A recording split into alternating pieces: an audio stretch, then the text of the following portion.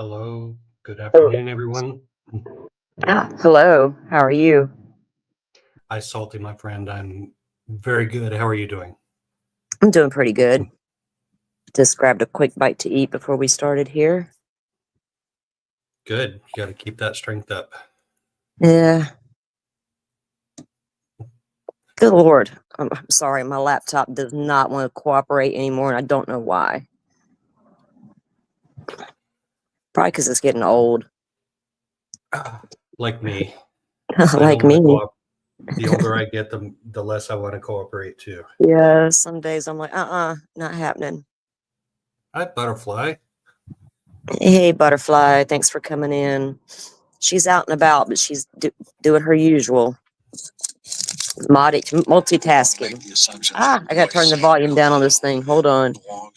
Wow, listen to what it comes on to down the hill shit immediately. That's not necessarily the case. We're not making any assumptions. Right. Wow. We have more video. We have more audio. But Sorry, hold on. Stop. Okay, there we go.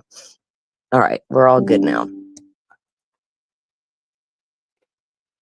Dizzy, I think I reposted Salty's tweet on this. I don't think I did an original tweet of my own.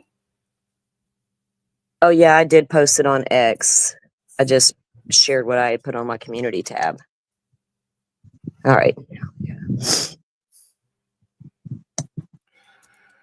So I'm going to learn some stuff today because this is me, everyday, ordinary Joe Schmo, who has heard a whole bunch of stuff on social media and mainstream media. And I've watched a couple of the hearings kind of casually, but have not really done a deep dive into Kohberger. And on your channel the other night, we kind of dove into it a little bit, and I learned a lot then. I expect I'll probably learn a lot today too.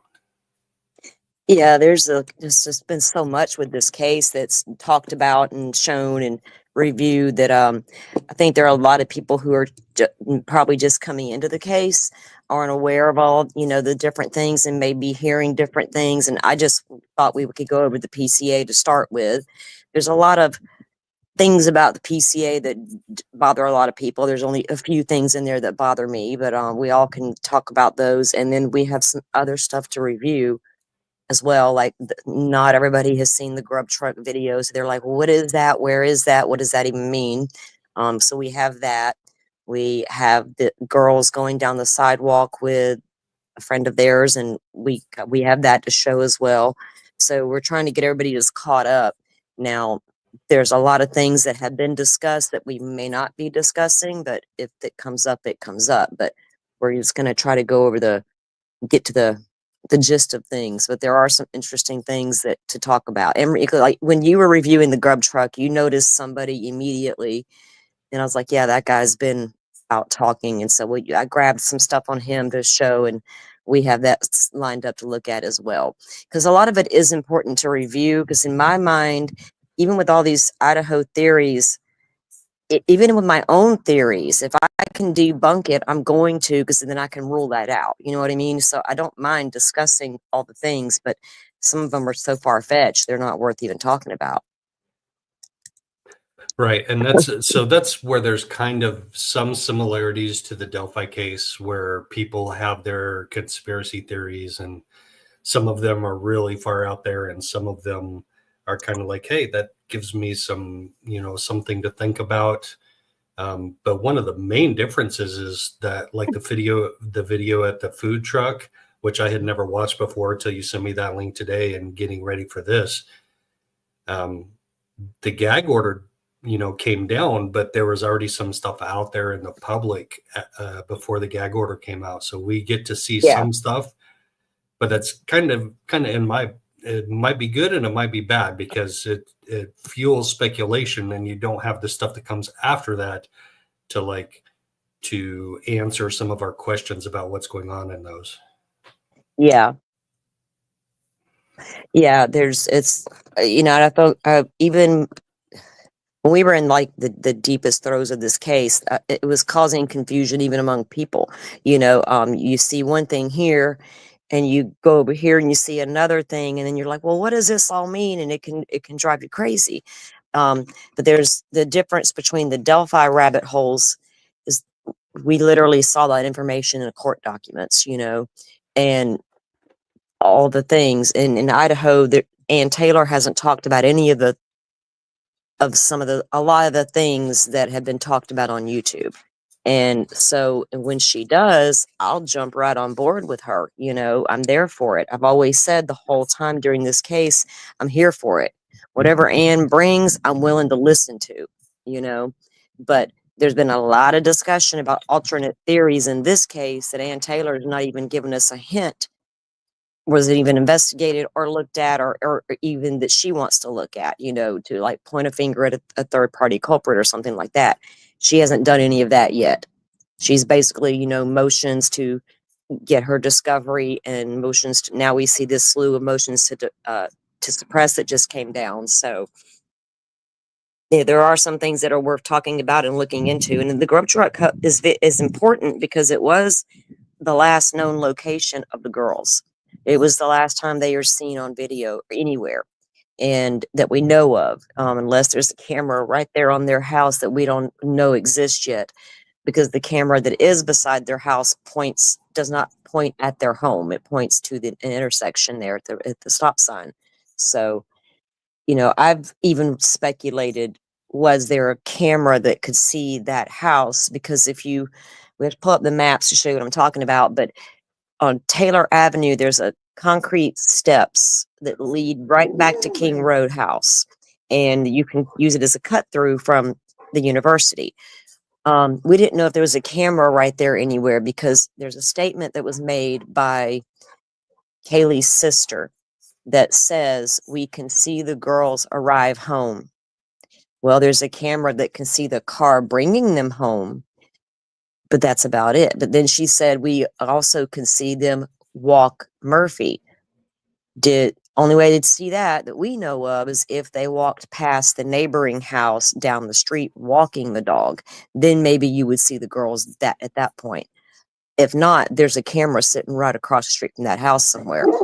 And if they can provide that eventually, that would be big. Because even the PCA says that the car attempts to turn around. Annie, hush, barking at the cat for no reason. That a car attempts to turn around or park in front of King Road home. Again, where's that camera? We've searched the maps. We've looked all over these maps, and there's not a camera that we can see anywhere that's going to see the front of that house to see what that car's doing. But if you, Okay. I'm going to take this dog inside. But if you look at so the only reason I can think if there's not a camera trained on the house and they're going by the neighbor's house at 1112 and it's dark, do they see headlights, turning and they're assuming it's doing something because of that? So it'd there be was a interesting to camera find at out. there was a camera at 1112. Oh yeah. It's a big black camera that screws into the light bulbs outlet. Okay. And Okay. we have there's photos and video out there of it still at the home, and I've got the photos where the officer is walking away with it, but they had to download everything from their cloud. So there was Gotcha. at one point a leaked image that came from that video or came from that camera, and it's not the video itself, it is just an image. I'm not sure where it came from. It doesn't show us anything but cars in a parking lot. But I think it was leaked to show what this camera could see, which is going to be the stop sign at King and Queen when you turn. And that's the camera that captures the car coming into the neighborhood. The Elantra, the white Yeah. Elantra. Yeah, alleged white Elantra. But that camera, because the PCA says that there's an audio from like 50 feet away from the home that can hear a thud. So y'all check those thuds in the night because they could always be something we've learned. But only camera within 50 feet of that house is 1112, right next door. But it is literally trained. Yeah. So if we click on their front door and we go over to the front door of 1112, 67 feet. So 50 feet-ish, 50, 60 feet. Yeah. And that camera faces the intersection there where the stop sign is, and the car comes in off Taylor Road, and it has to go right past that house to access the King Road house. Yeah, there you go. So is Taylor Road the one that goes north and south to Yes, get right to there. King Road? Yeah, it's right there in the front. It runs between the neighborhood, and there is the Banfield and the Sigma Chi house. The one where your arrow is pointing right now is Walenta. It's also important, but Taylor is right there. Yeah, that's Taylor. And Taylor comes in out of the main part of the town there, and it comes right past the King Road location. Yeah, see if you back up, you can see where it's all right there. But when you turn off that road into the neighborhood and then turn off of that, because technically the house was on Queen Road, but everybody called it King Road, right? Because you turn off the neighborhood, that's King Road, and then you got to turn onto Queen, which is where their house sat. And that house, the neighboring house, sees that intersection clearly. And it's going to see Gotcha. the car. It sees it can also see the DoorDash delivery driver coming and going. We don't know what kind of car that person was in. We don't know anything about them. I know there's a channel who claimed they knew, they found them, but they didn't. So we don't know what that car looks like or anything of that nature yet, but it does capture the DoorDash driver coming and going, and it captures the sedan entering the neighborhood the 4 times it talks about into the PC. And then the leaked footage that we have that I sent you is from Linda Lane, and Linda Lane sits right, see the big 2 white complexes right there to your right? That's Queen Road Apartments, right? Now, just to the bottom right, there's another set of a little building right there, right there. That is where the leaked footage came from. It can see that parking lot there, and you can see the car coming into the frame. It'll turn around in that parking lot. It goes back out. And I think the 3rd time it comes back, it dips behind those apartments. And yeah, where your arrow is. So you can come up the Queen Road and you go around those apartments. You'd come in behind them just like that. And then you can literally see Queen Road house from behind there. And it's super dark. There's no cameras. And that's allegedly what that's what the PCA Yeah. says he allegedly did. Is he came Well, back there's a there car and parked parked. right there. There's a Yeah. car parked right there, even in this aerial from 2022. So this was July of 2022. So it was just a couple of months before. Yeah. And we have this laptop's going to drive me nuts. There's been a lot of creators who went there and walked and drove that, so you could get a really good visual feel for it. And how it's kind of tight back there, a little tiny road. It's an incline up there to that back parking lot. But you can literally, let me find when I wonder if I have that in the Discord. It's like I think it is, what do I have? So many damn videos out there on that area. But when you get back there and you can literally sit right there in that parking lot and see the entire back of that house.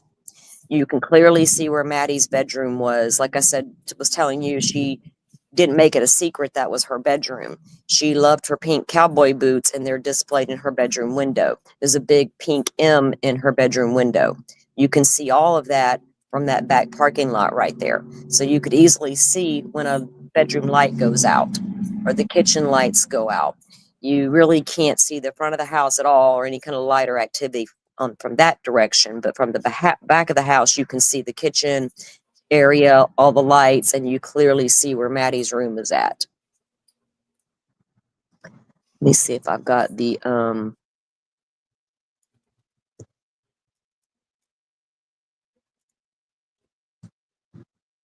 drone footage. There was so much. I don't want to play Tony's drone footage. Lord, he did a drone footage. I'm not even going to say that. Gave it to, let me see if I do have it, but it's not his. Okay, yeah. Let me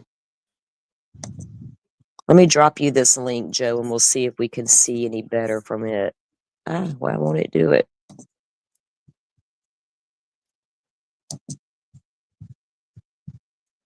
Oh, I see what it's making me do. Hold on. It's kind of like Delphi. If you don't understand the lay of the land, to me, it always helps to visually see things, you know? Oh, absolutely. Absolutely. That Yeah. walk that I took that day on October 31st was just so eye-opening to me, like so revealing. Okay, yeah, let me grab this link real quick and I'm going to send it over to Joe. We didn't do this on my channel. I wanted to be outside. I don't want to be inside today. I spent all day in there yesterday and it's like, let's just do it from yours. I'll go outside. Okay, copy link. I think that copied it. Let's see. And I'll send it over to Joe. We can play. Okay. Yeah, because it was hard to get an idea on the surroundings of this place. Because in the beginning, we weren't even sure if you could get behind those apartments there, the Queen Road apartments, but you can. And it took creators going down there and walking around and to help us understand. Okay, I sent the drone footage over there. It's in general chat, Joe. Okay. You want to take a look at that next? Yeah, that way everybody can kind of get an idea of the layout there, and you can see that there's actually roads that just circle that neighborhood. So, and we'll get into that more in the PCA as driving routes and things. This is from a local news station there in Idaho.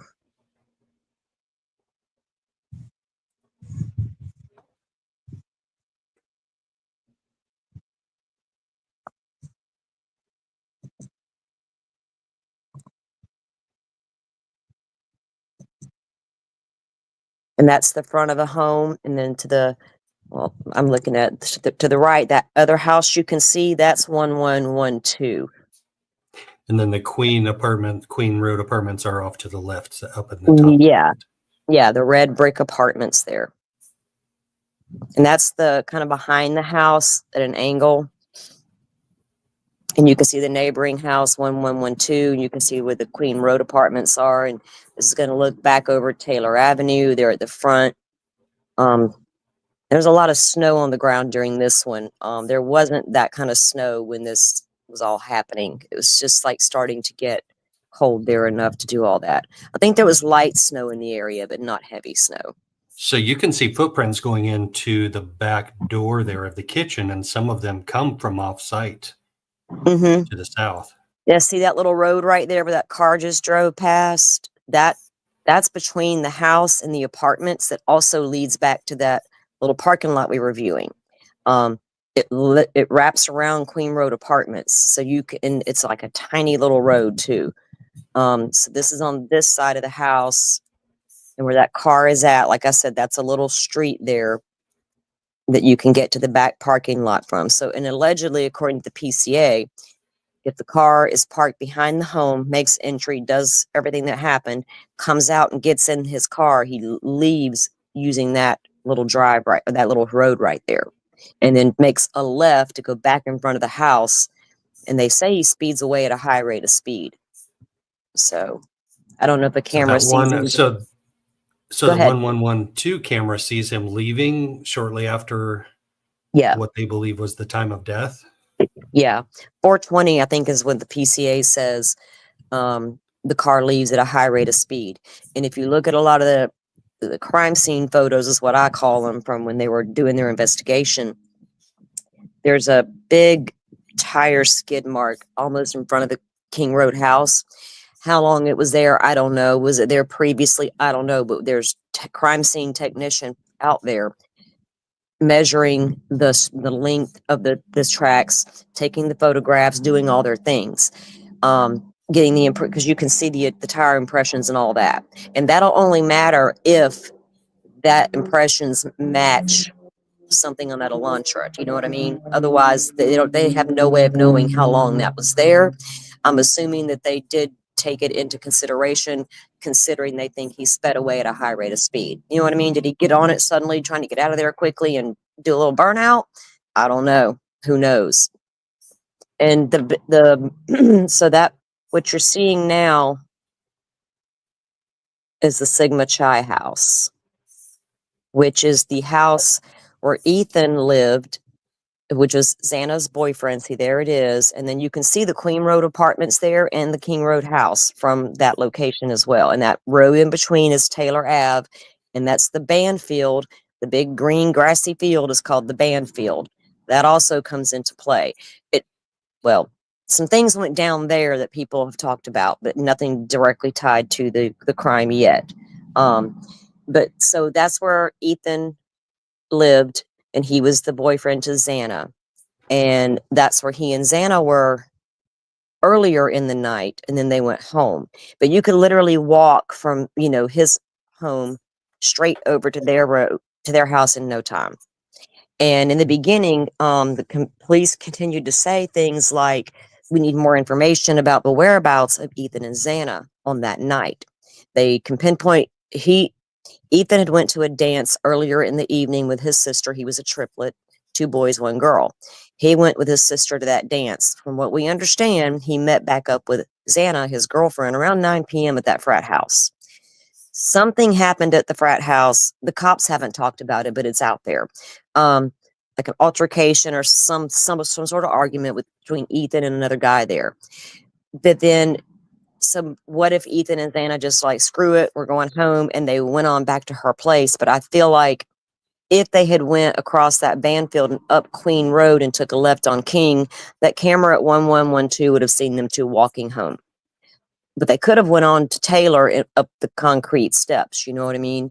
But we don't know. We do know they were at home. If you look at those, if you look at the white lines that go across there, what those are the foot trails where a number of students have walked across there, and they packed down the snow. So the snow along those paths didn't melt off as quickly as the snow where people didn't walk. So those are the standard footpaths from the frat house down to Taylor Road. And it looks like maybe they could have gone between the buildings. So if you start at the frat house and go down diagonally. Right. There is a concrete set of stairs right there that leads straight up to right in front of the King Road house. I mean, you walk up that path and walk up those stairs, and boom, there. When I first realized that, I was like, whoa, is this a way for someone to come in and out? But so yeah, they always, because the university sits just off there, you can't really see it, but on this side of the Sigma Chi house. So kids were always moving around that Banfield and that whole area, walking around. It was not going to be unusual to see a number of them walking around at any given time.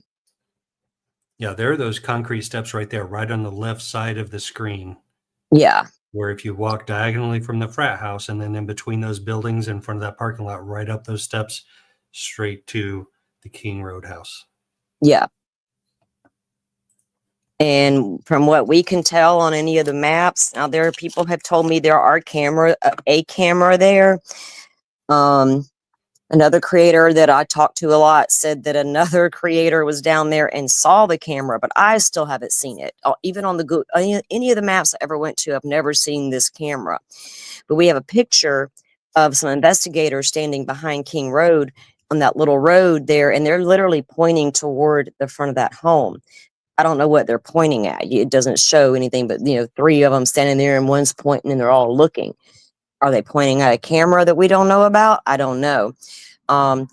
People say that a lot of the cameras at the Queen Road apartments weren't working properly, which if you ask me, they should have been, because that's a very dark area. And I'm going to send my kid to college and put them up in a place, you rent them. I'd like a little more security, but whatever. But there was no cameras. It was super dark right through there, like really dark, around that house. If people were home with their lights off, but if there was, say if it had been not, because there was a football game earlier, and if it wasn't 4 a.m. and it was more like 1, 2, or even earlier midnight, you're going to have a lot more activity and noise going around out there than what was happening around the 4 a.m. And that's allegedly what time all this was getting ready to take place. Right. Let's see. I don't know if we should start. Let me see what chat wants to do. We can start going over the PCA, But if a lot of Okay. you are kind of, because I don't think a lot of people are familiar with it, but we also have the Grub Truck video we can show in case people haven't seen that. Because they're, let me get it. This stupid laptop. I'm going to trade this thing in. Something's wrong with So it. they cause it instead of a probable cause affidavit, I've got probable cause order. Is that just an Idaho thing? But there's also an arrest affidavit by the police officer. Oh, you don't. Brett Payne. Hang on. Let me get in the Discord and look. Let me see what you got. Oh, wait a minute. I've done it from right there. There. Okay. It should be. Let me look here. So I'm on the phone. I'm looking at you on the phone. I got to make that bigger.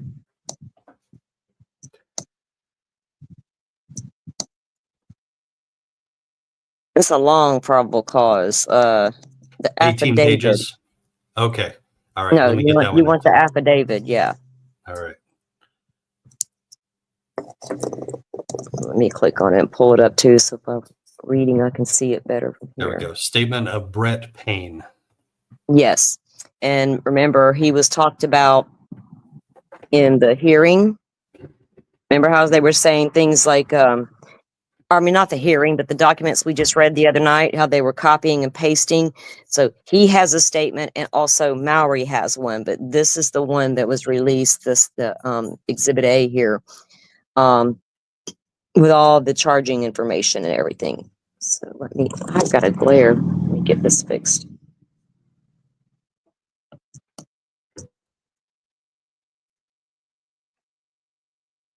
Because in my opinion, the darn thing was kind of scattery with with the car movements and the phone movements. Yeah. It would just be scattered about in the PCA, and you kind of had to Dizzy says, let's go over the Grub Truck video. I'm kind of leaning that way too. Okay, that's fine with me. You guys, we'll take the lead. We are good to go. All right. I dig that. Well, let's do it. Now I got to see if I can find it. It should be in general chat or the channel. I can't remember which one I sent it to you in. I told y'all I get confused in my own damn Discord and don't know what channel I'm in, and I'll just be like, what? Well, I had it pulled up earlier. I can't believe that I would have closed out of it, but I guess I did. I've got Linda Lane camera footage, video. Let me come look. Show. Let me look and see which channel I dropped it in. Hold on. That's not the right one. There's Joe Vito. Should be above that. Yeah. All right, let me look at this. Let me see. Hang on, guys. Hang on. Yeah, sorry. I literally have too many tabs open in my brain, let alone in my computer. Kohberger's route. Oh, go back to the Kohberger channel, the live hearings channel. That's where I had dropped it at, because I'm so unorganized. I just drop it wherever. There we go. Yeah. All right. So they come in about 3.5 minutes in or so, right? Yeah. Yes. All right. So I'm going to start about 2 minutes in. So it's going to take us a minute to get there once I share. There we go.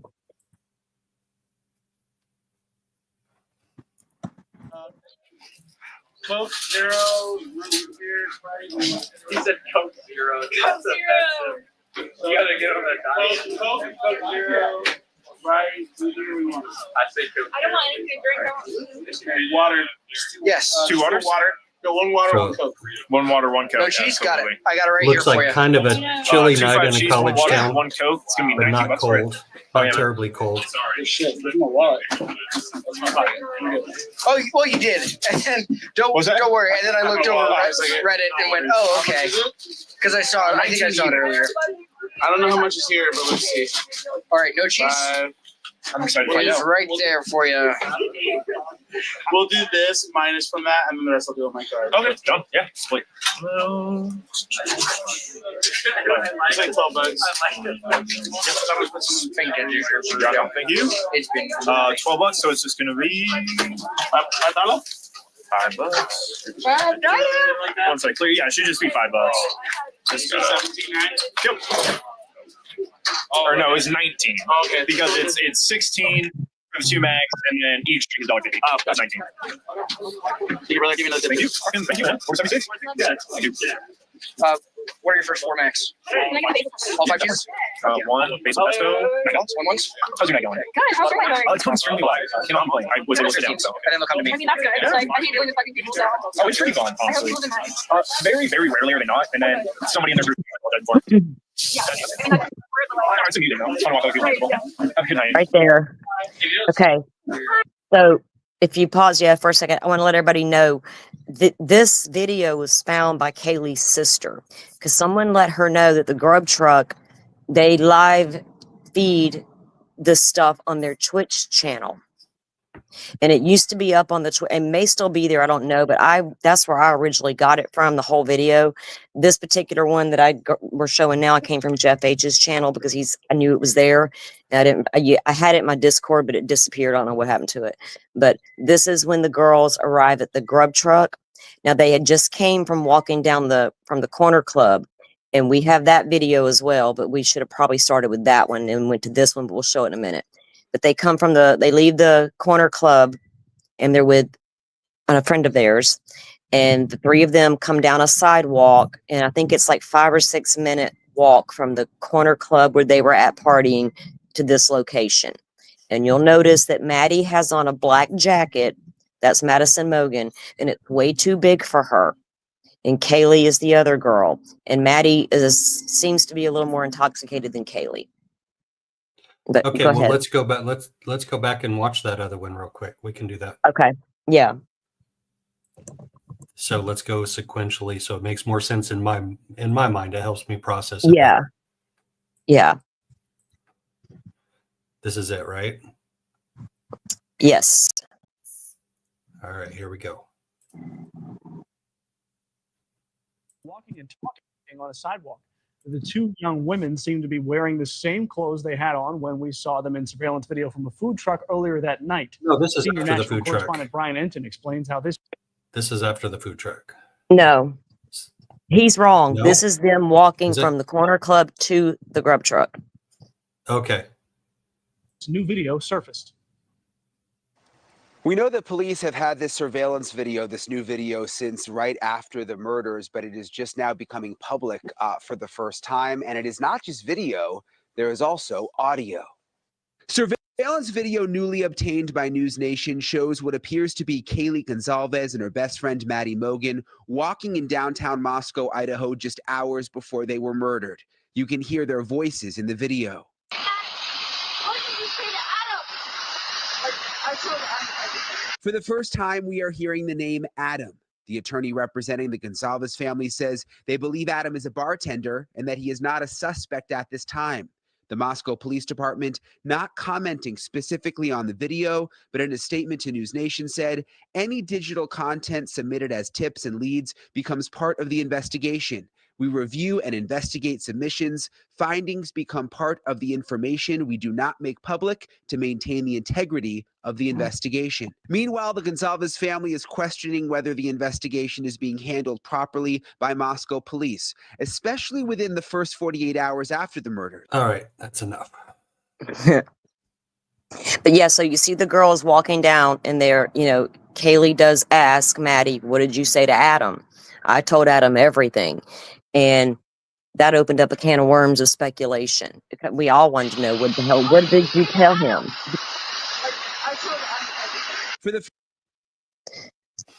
Interesting. And Adam was the best friend of Kaylee's boyfriend. And we do know that Kaylee and her boyfriend were having some back and forth about their relationship and their future. Could it have been something related to that? I don't know. No one knows what the hell Maddie told Adam except for Adam. And we haven't heard from Adam. Thanks. I would like the carbonara.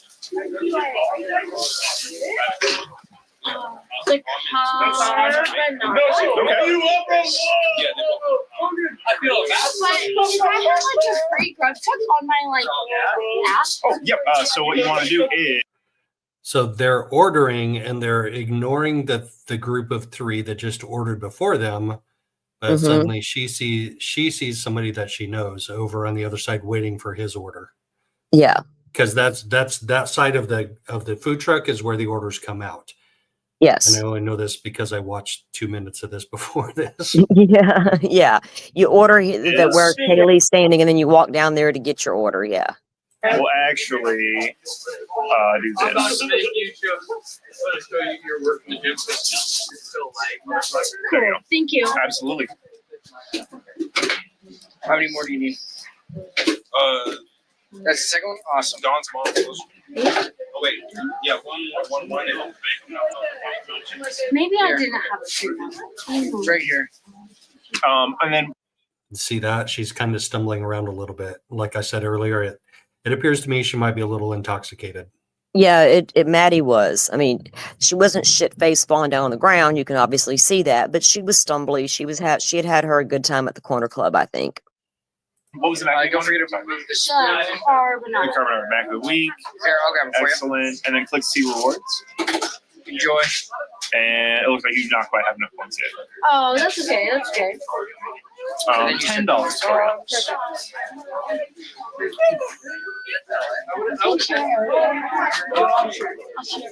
I do have a big burrito pork here for you. Cool. Thank you. 478. Thank you very much.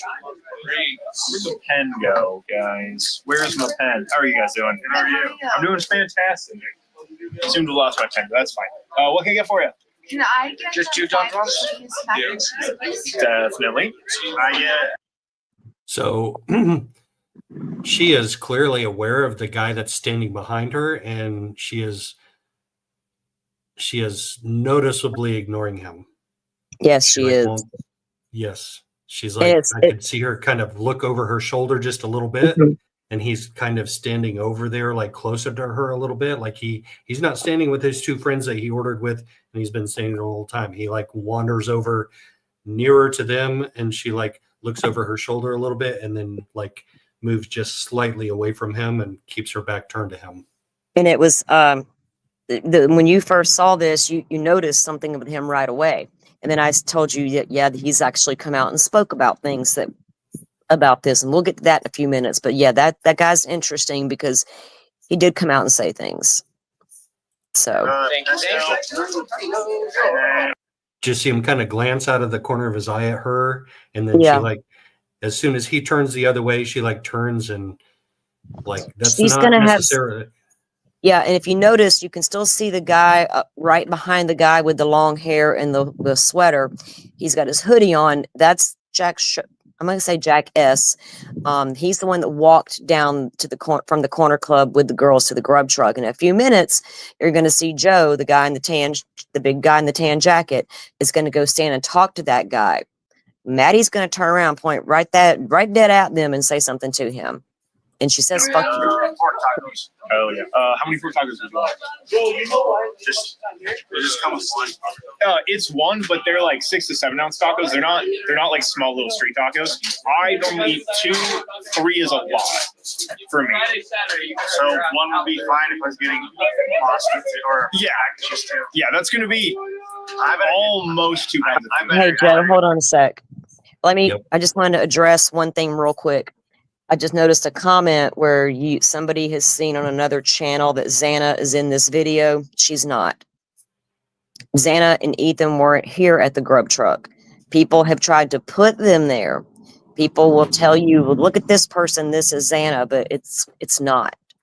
There's a lot of us out there who beg to differ, so I guess people are going to have to take that for what it's worth because you got the actual video to look at. I don't need someone to tell me she was there when I can clearly see she was never there. But I just wanted to point that out because I've heard there's just so much with this case.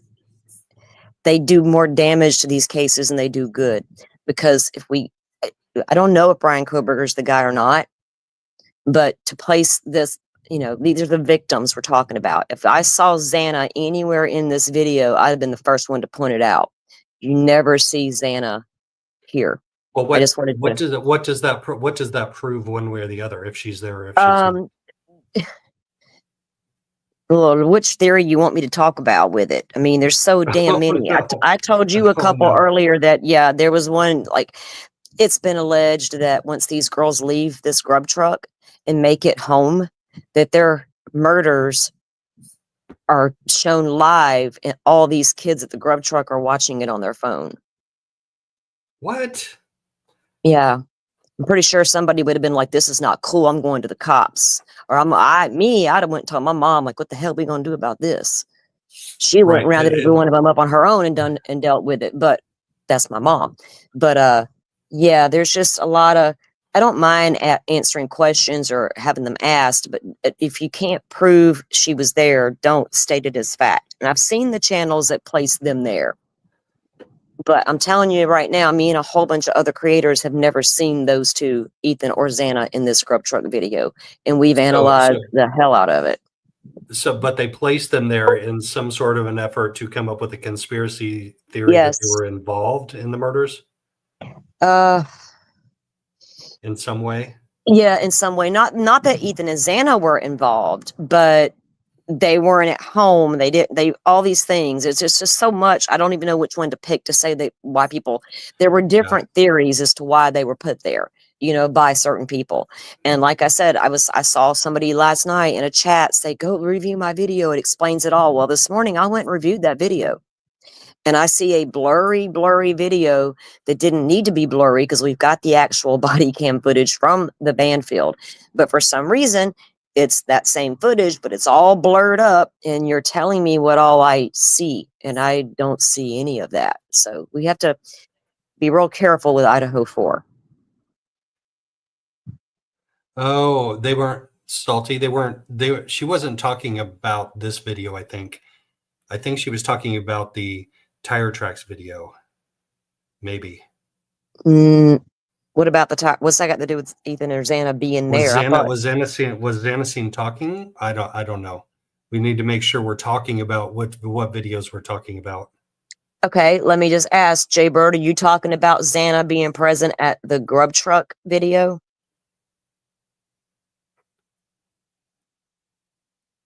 All right. Somebody wants to know, how do we find the documents? Oh, it's easy. We'll have to drop a link for you guys. I can put it on the channel. Idaho 4 has a really amazing case summary site that you can go to. Pulls up all the documents from Brian Kohberger and all their top cases, as a matter of fact. All their nice and neat little package. No hunting them down, none of that, like we had it with Delphi. Okay. I don't know about that stuff. I don't know what's. Yeah, I'm not sure. I'm assuming that she's talking about the Grub Truck video because she said Xana is in the video talking. Yeah. Either way, I don't know. As just somebody on the outside looking in, I don't know what that proves one way or the other. If they were or they weren't, it doesn't matter to me. I'm interested in continuing down this video and this interaction with this guy in the tan hat and the tan jacket. I agree. And she's studiously ignoring him, and they both have literally turned their back to him. And he was talking with his two friends over there, and then he turns around to go like stand next to them again, and they're ignoring him again. And that's fascinating to me because there's a reason she's ignoring him. Right. It's not an unusual situation for a college town or a bar scene, even like a bar scene in anywhere in America is like this very attractive female is like ignoring this whatever. I'm not going to judge him one way or the other, but ignoring a guy that's interested in her and she's not interested in him. Yeah.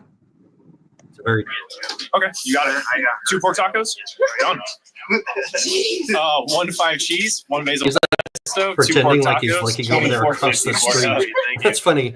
I just walked next to you, but I'm not interested in you. No, he threw him out.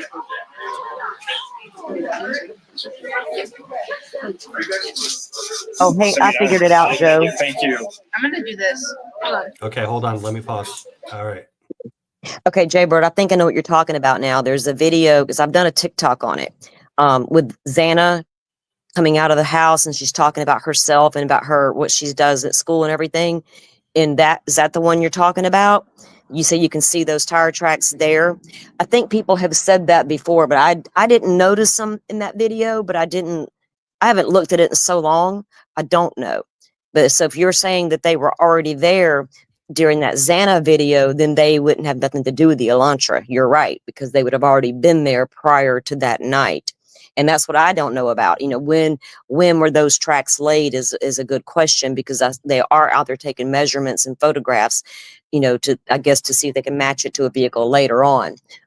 That's cool that you cleared that up, because I wanted to ask, because I don't want, you know, there's so much information out there. I don't mind going over it. And I don't want to mean to seem like I'm upset or anything, but I know people have literally placed Xana and Ethan here and will tell you that person over there in the dark corner is them when it wasn't, you know. So that's all. You're good. Y'all are good. So you got triggered by that.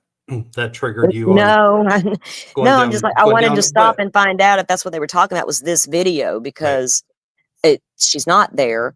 And I know there's been a lot said about them being there. So that's what I'm saying. You got to be careful with Idaho, because there's so much out there. Like there's 50 different theories. Pick one that we can investigate. We're literally going down 50 rabbit holes of what could have happened, who should have done, you know, all these things.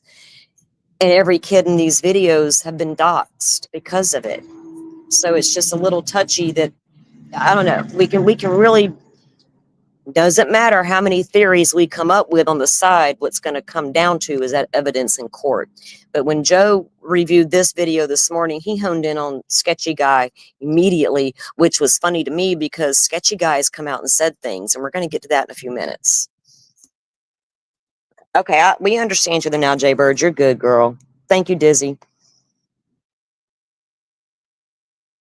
Yes. Thank you. I'm glad we got that cleared up. Thanks, Dizzy, for Yeah. sticking up and Yes, thank you. so we get this figured out.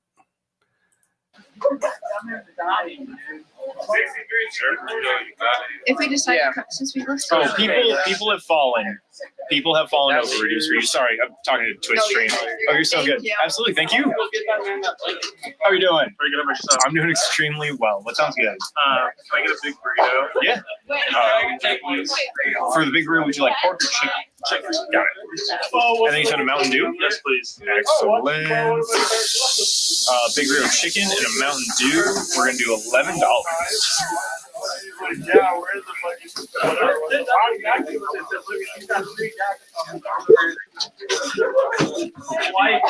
Here's Mountain Dew and order 80. Thank you very much. Hello. So once again, this guy with the hoodie over here is the one that walked with the girls from the corner. Yes, from the corner club over to Corner here. club.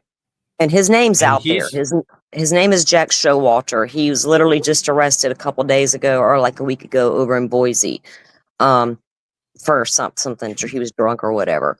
But So he is interacting with these three over here. yeah, I need 2 chicken burritos with extra slaw. 2 chicken burritos with extra slaw. And I clarified this earlier, but I'm going to clarify it again. This is an actual true timestamp, more or less 1:44 in the morning. yes, A bunch of drunk college students getting their drunk munchies taken care of, or whatever munchies taken care of. mm-hmm.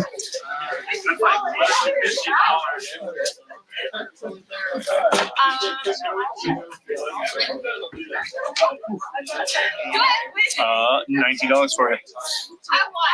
I know I have a $6 waiting for me. I would like to use it. Awesome.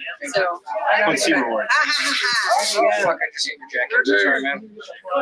Yeah. So that's a college town. I got to rewind that just a tad.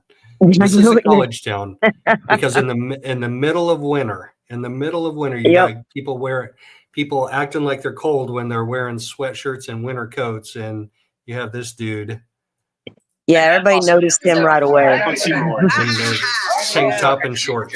He's not feeling anything. Oh, always. That's Purdue University too. Like Okay, students Keith, in watch January this part of the walk out. video. Thank you. Thank you.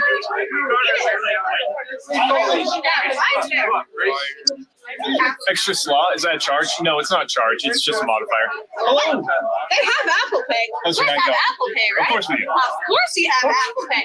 Yes. Hi, camera. I'll get chicken taco. Chicken taco. You got it. I'll do the 5 cheese mac and cheese. Okay. She's kind of leaning up against the truck there for support. She's Yeah, and Kaylee is hot and heavy on that phone. There's been speculation as to what she was doing. I think she's talking to Jack, still her boyfriend. She was probably messaging with him. Who knows who she was talking to. But she's pretty much on the phone the whole time. But in just a few minutes, you're going to see Maddie in the black jacket point directly at that guy. No, please. No, I'm getting yours no matter what. Like, please, he's waiting. We'll do 2 5 studiously ignoring the guys behind them. Yeah. Like, I'm adding 2 or you're making it, it's now 2. Oh, Sorry. 2. You're adding 2. Excellent. Gotcha. Okay. Anything else? 3? Come on, you're the last one.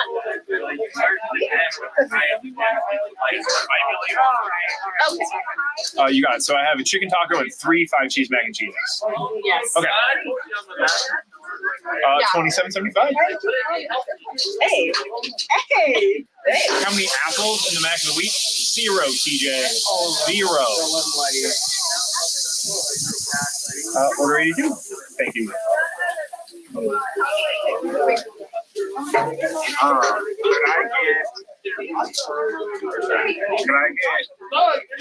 We already got 5 cheese mac and cheese. Wait, you got one? Yeah, come on. Oh my God. Can I get a magnifier? You got it, man. One magnifier, $9 for you. Perfect, thank you. Absolutely. Yes, let's go. Tough. Of course, awesome. You deserve burrito before it's ready. Order 80. Wait, what is that? What is that a blow up of? Okay, this is, like I said, this video came from Jeff's channel, and Jeff's aware that the people are trying to say that was Xana Kernodle, but it's not. That's why he highlighted it to point that out. Thank you. Gotcha. All right, and then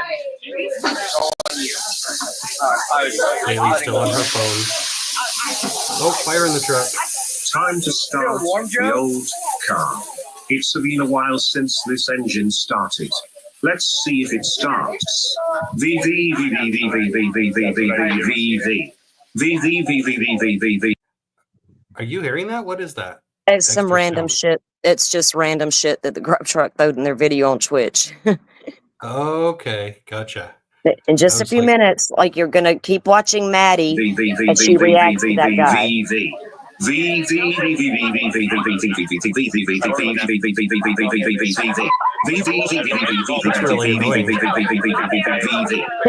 Turn it down. There we go. Yeah. Because the guys are over there talking shit. I don't know if Maddie can hear what they're saying or not, but she's going to turn right around and look right at him and point at him. And it appears she says, fuck you.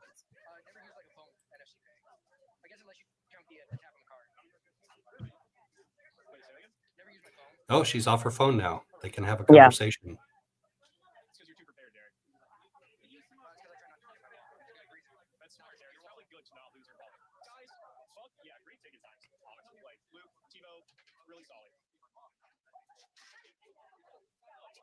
Now she's back on her phone. Good grief. This generation. Mm-hmm. Oh, whoa, hold up. We see pointing.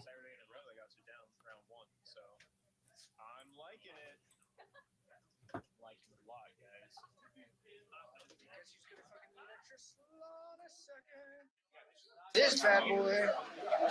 Tebow's thinking to himself, if I start slowing down on Meg, maybe I'll get to sit down. He's going to try to sabotage me. I actually was wondering if I was going too slow and you're going to switch it back. And I was really Whoa. scared of that. Did you see that? Yep. She's pointing with her head to the left. Watch her here. Was wondering if I was going too slow and you're going to switch it back. You see that? Yep. What is that about? She's nodding towards him. That's what I was scared of. Nope. And then she looks out of You the guys corner know, of her eye. like, the highest take time I saw was 13 minutes, which is, I'm very satisfied. You guys have worked on the truck, and Derek and I have been the ones on Grill and Mac, and we've had longer ticket times than that. Like, you're doing well. You drive this. Really? I got the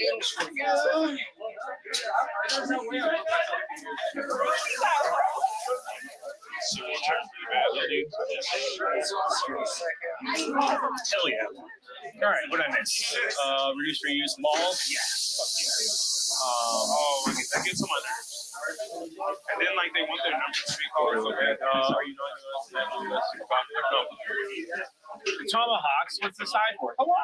How are you doing? Speed up a little I'm bit. doing extremely well. What's on you? Yes, a death by garlic and that's very good. Yeah, death by garlic. We'll add chicken to it. Anything else for you? And then I do the 5 cheese. And 5 cheese? Yes. And I add chicken to that. Of course. We're doing death by garlic with chicken, 5 cheese with chicken. Anything else? Typing back on her phone and taking a picture. Any NFC, go Ben. Any whatever sort of payment you have on your phone, we can take. Order 84. Thank you. We do not have the scan one though. So like if you're trying to pay with Cash App, you have to like scan a thing. We don't have any sort of QR grab. How are you doing? Sorry, go ahead. Good. Excellent. Sorry. What can I get you? Can I get 2 chicken tacos? 2 chicken tacos. You got it. What big burrito? 750. If that's everything for you. First slide. Yeah. Slide tab. Insert facing you with a chip. Any other.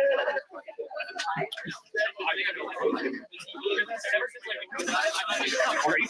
Can I do the big burrito? Whatever you really Where did it just go? Can I get it with that? That's Chipotle, And then Hoodie Guy goes to follow them. without the onion sauce. He goes the other way. And do you guys have They sour went cream? left and he went right, but they haven't got their Yes. food yet. Yeah, they did. That's everything. Would you like chicken or pork? They got it before the people that ordered before them.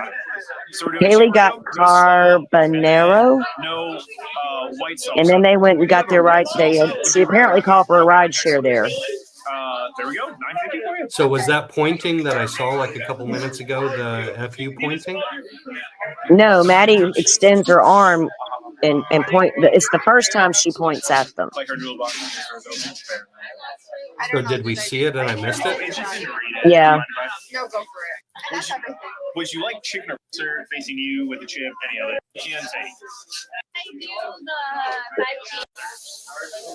And then like they want their numbers. Have been the ones on grill. And was thinking to himself, Because I saw them. I saw her point right there. this is two. This Is that it? Friday, Saturday in a row. They got you down. Say it again. Hold on. Love it. Very So pleased. how All right, close are we back to in. you sitting down on Friday nights? I mean, that was a solid rush. Right there. Is Yeah. that it? Yeah. There's a. You can almost. He's got the noise on this one. You can hear the guys talking so much right there at the where they're ordering. But in Right. the original, which I don't even know if it's still out there, you could hear her very faintly. But it appears like she's like, fuck you, and then they're like a little back and forth. And I don't know if Kaylee, apparently the ride share guy that came and picked them up, Kaylee had gotten rides from before, like she knew of him or whatever. The sister even alludes to that in one of her interviews. But so they get a ride share. Because it's like, I think 10, 15 minutes to back to their house from where they're at. So when the girls go to the left to go walk off camera there and got to their ride share, that's when Showalter realizes they're leaving and he takes off and he goes toward the right. And then that's, we all know what happened not long after there. That's when the girls get home. They walk the dog. They continue to try to call Jack. And I say continue because it appears Kaylee's probably trying to message the shit out of him right here at the Grub Truck. But I don't know. That they both when they got back to the house, both of the girls were trying to place calls to Kaylee's boyfriend's phone, and he wasn't picking up. He wasn't having it. Interesting. But that's the Grub Truck video that everybody talks about. Okay. He didn't act. There she pointed at him again. Mm-hmm. Interesting.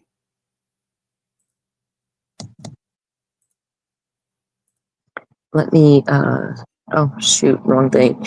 Now, the guy there that we've been talking about, Joe, the guy in the tan jacket, he came out and said a few things. Now, he's deleted his TikTok since then, but Grizzly True Crime had it still up on her channel.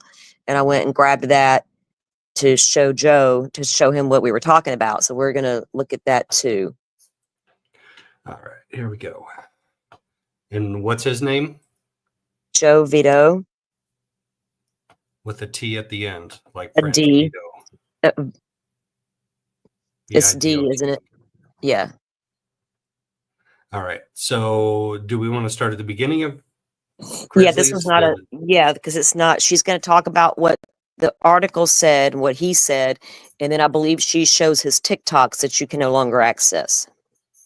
What was previously said in a November 23rd article from the Daily Mail. This is about food truck guy, tan hat guy, as we know him. His name is Joe Vito. He's made some comments on Plunder's TikTok. He's also made some comments on Conspiracy's channel. And so we're going to look at his TikToks right after this. The reason I'm quickly going to go over this section is in case anyone missed it, because I know there's been a lot of content on my playlist and all over the internet. So maybe you missed the coverage of it.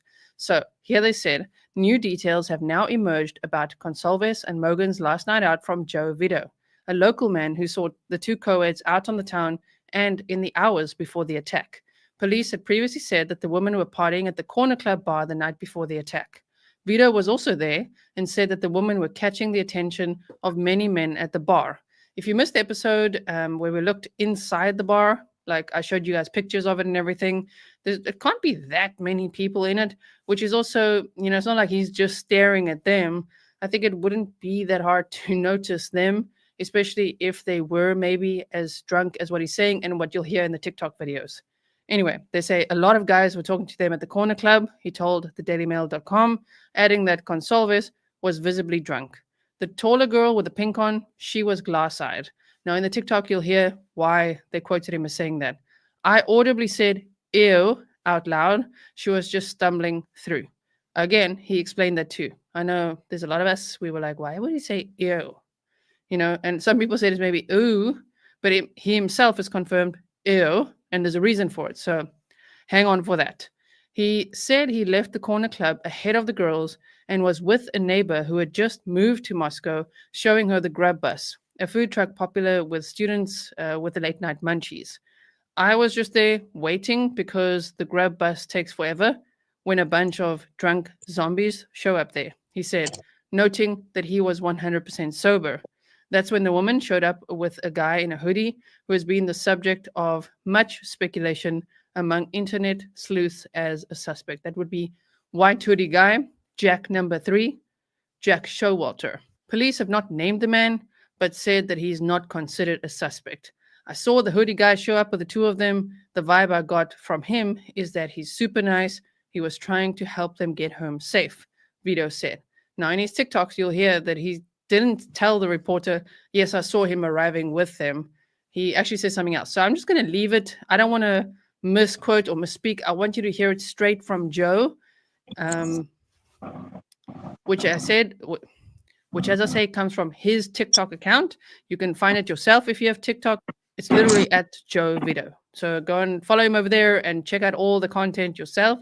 He said that when they catch the killer, which I really hope they'll catch that killer soon, oh my word, that is such a dangerous person, goes into a house in the middle of the night and brutally murders 4 people. So he said he'll probably delete all his TikToks about this once they catch the killer. But I'm glad that he provided some information. It's always good to hear what was actually said to the reporters and what really happened there and why everyone, including Dr. Phil, is also interested in talking to Joe Vito, because he's like, I don't know as much as you people are saying. I was there waiting for mac and cheese, you know?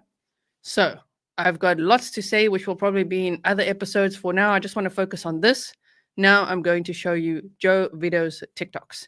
Thank you so much for watching. If you like this video and like the way that I present true crime, please hit the thumbs up, share the video, and I will see you in the next one.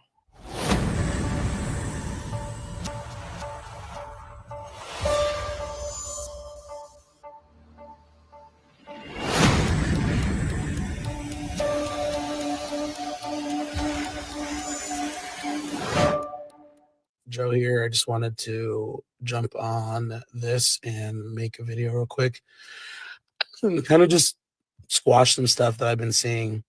So, first and foremost, I feel super awkward that I even have to make this video, but I've been like not really keeping track of all of the stuff that's going on with this investigation for those girls that were killed. And to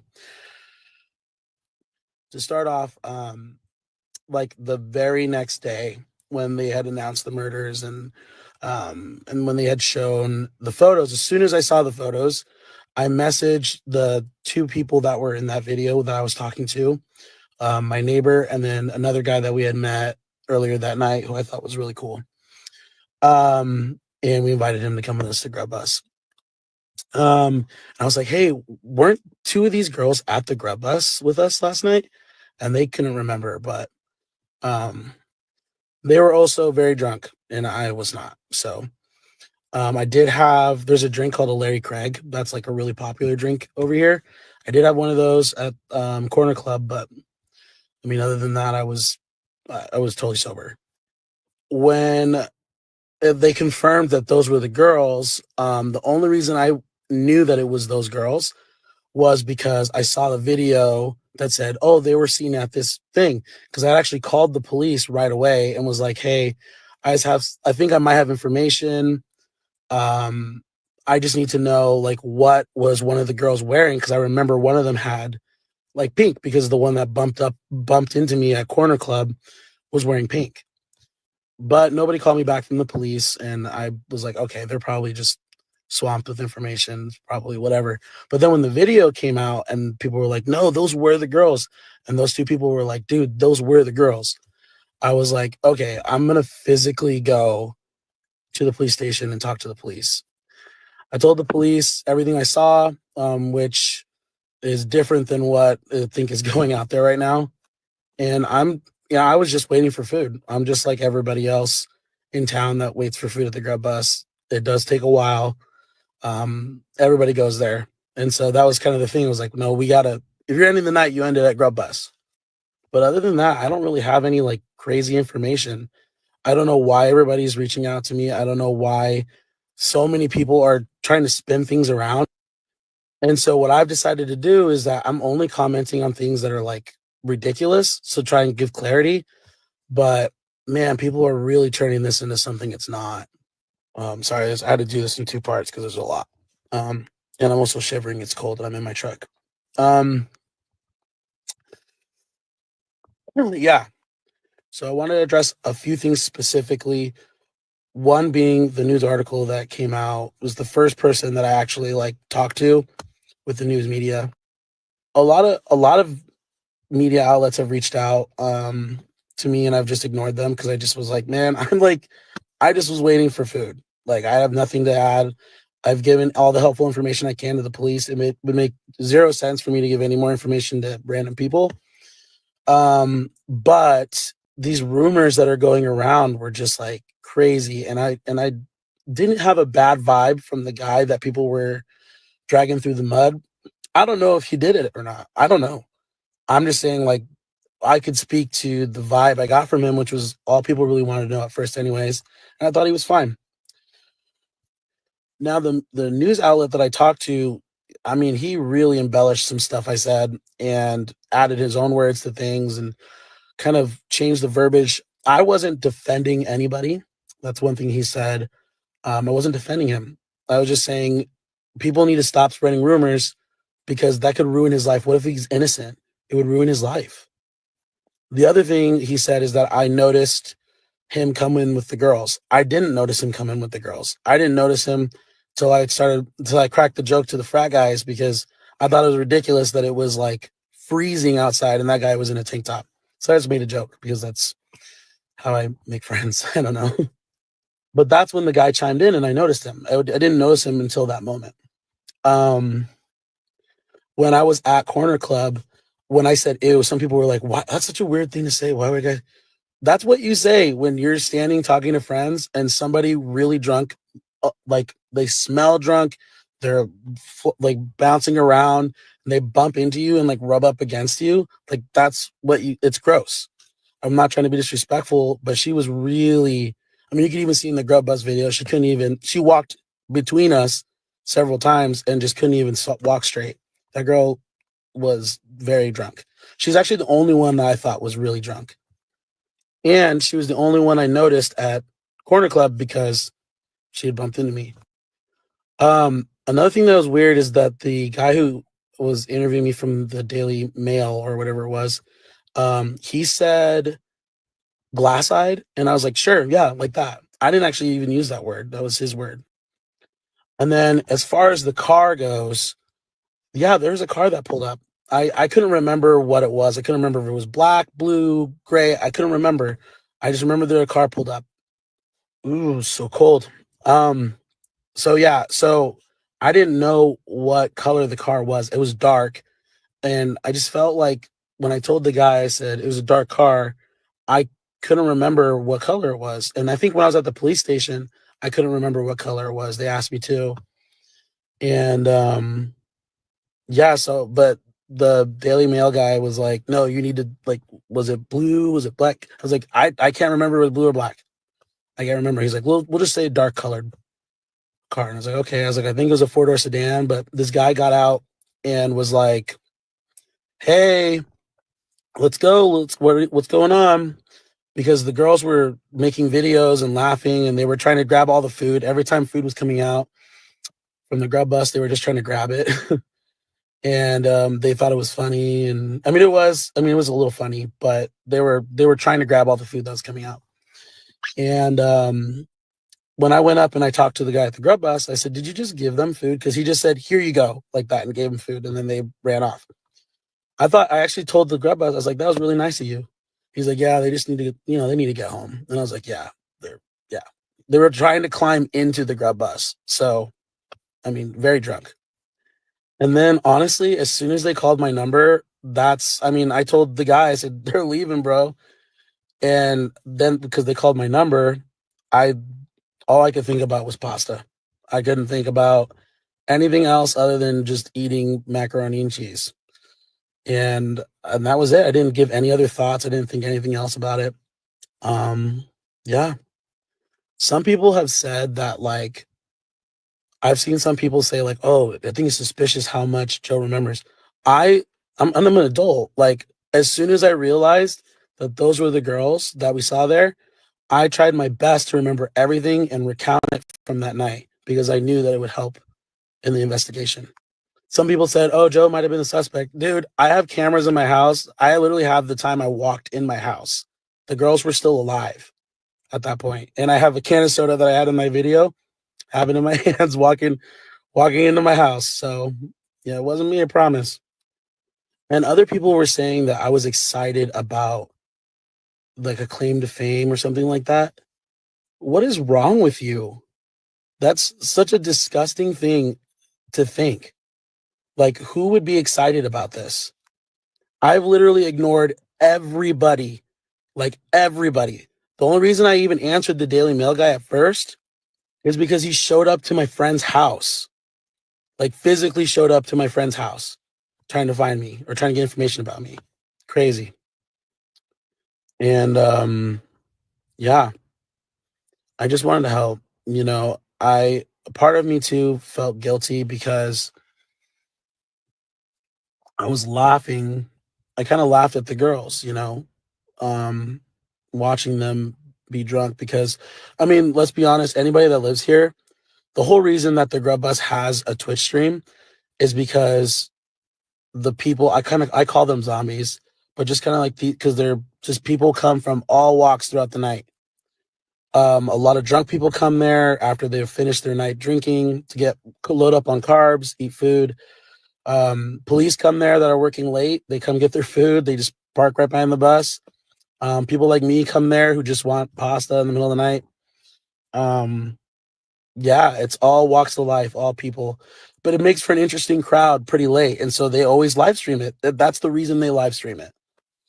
So that camera footage that you guys are seeing, that looks like surveillance, it's not surveillance. It's a live stream for Twitch for the Grub Bus. one thing I did say that I'm glad that was reported truthfully is that, you know, I have a little girl, and I mean, she's a baby. She's like not even 2 yet, and she's my world. And you know, there's a dad out there that these girls that they're his world, you know, and they're gone. So, and I just felt kind of guilty because instead of helping them when they were drunk, they were entertainment. While I was waiting for food, they were just the entertainment. They were just the drunk people that everybody laughs at, you know? And it's sad, and some people think that's disrespectful. I mean, it was what was happening. They were drunk.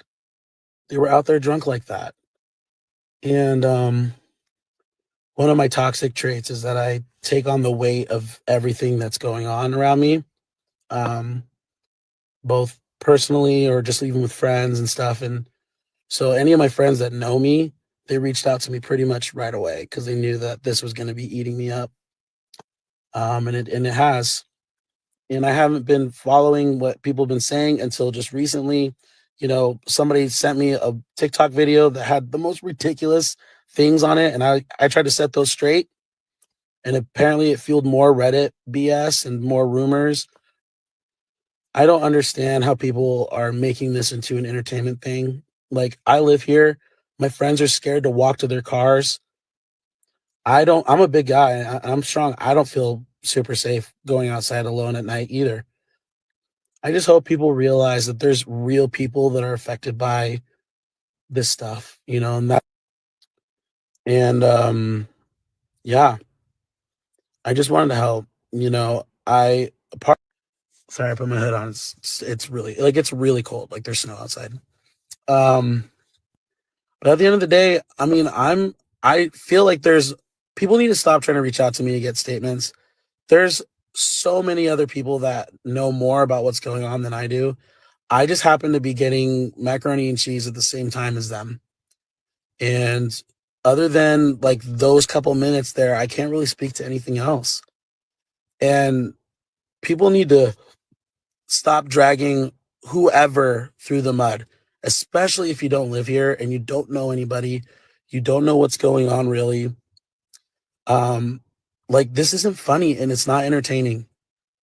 And I believe that Moscow Police Department is doing a really good job in trying to kind of just do damage control. But like, let's be honest, the FBI is like on it.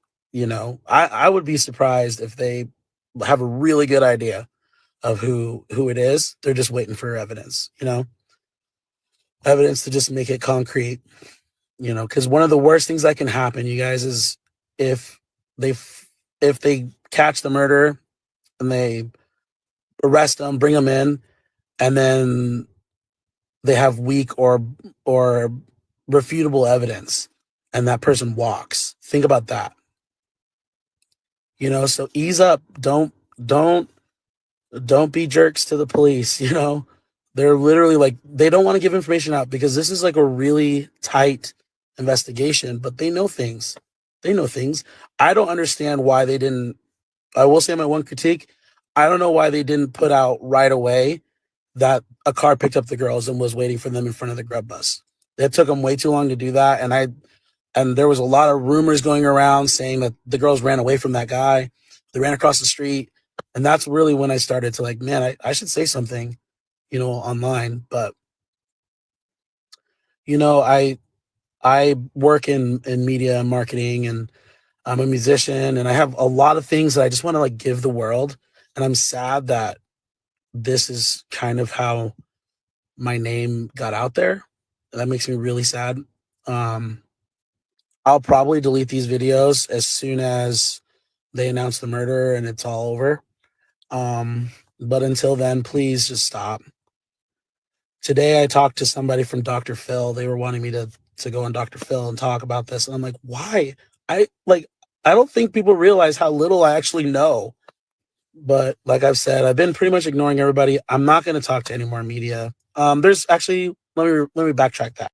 There's a lady coming to Moscow tomorrow who I'll probably have coffee with, but other than her, that's it. Stop spreading rumors. Sorry, I put my head on. It's really like it's really cold. Like there's. Yeah,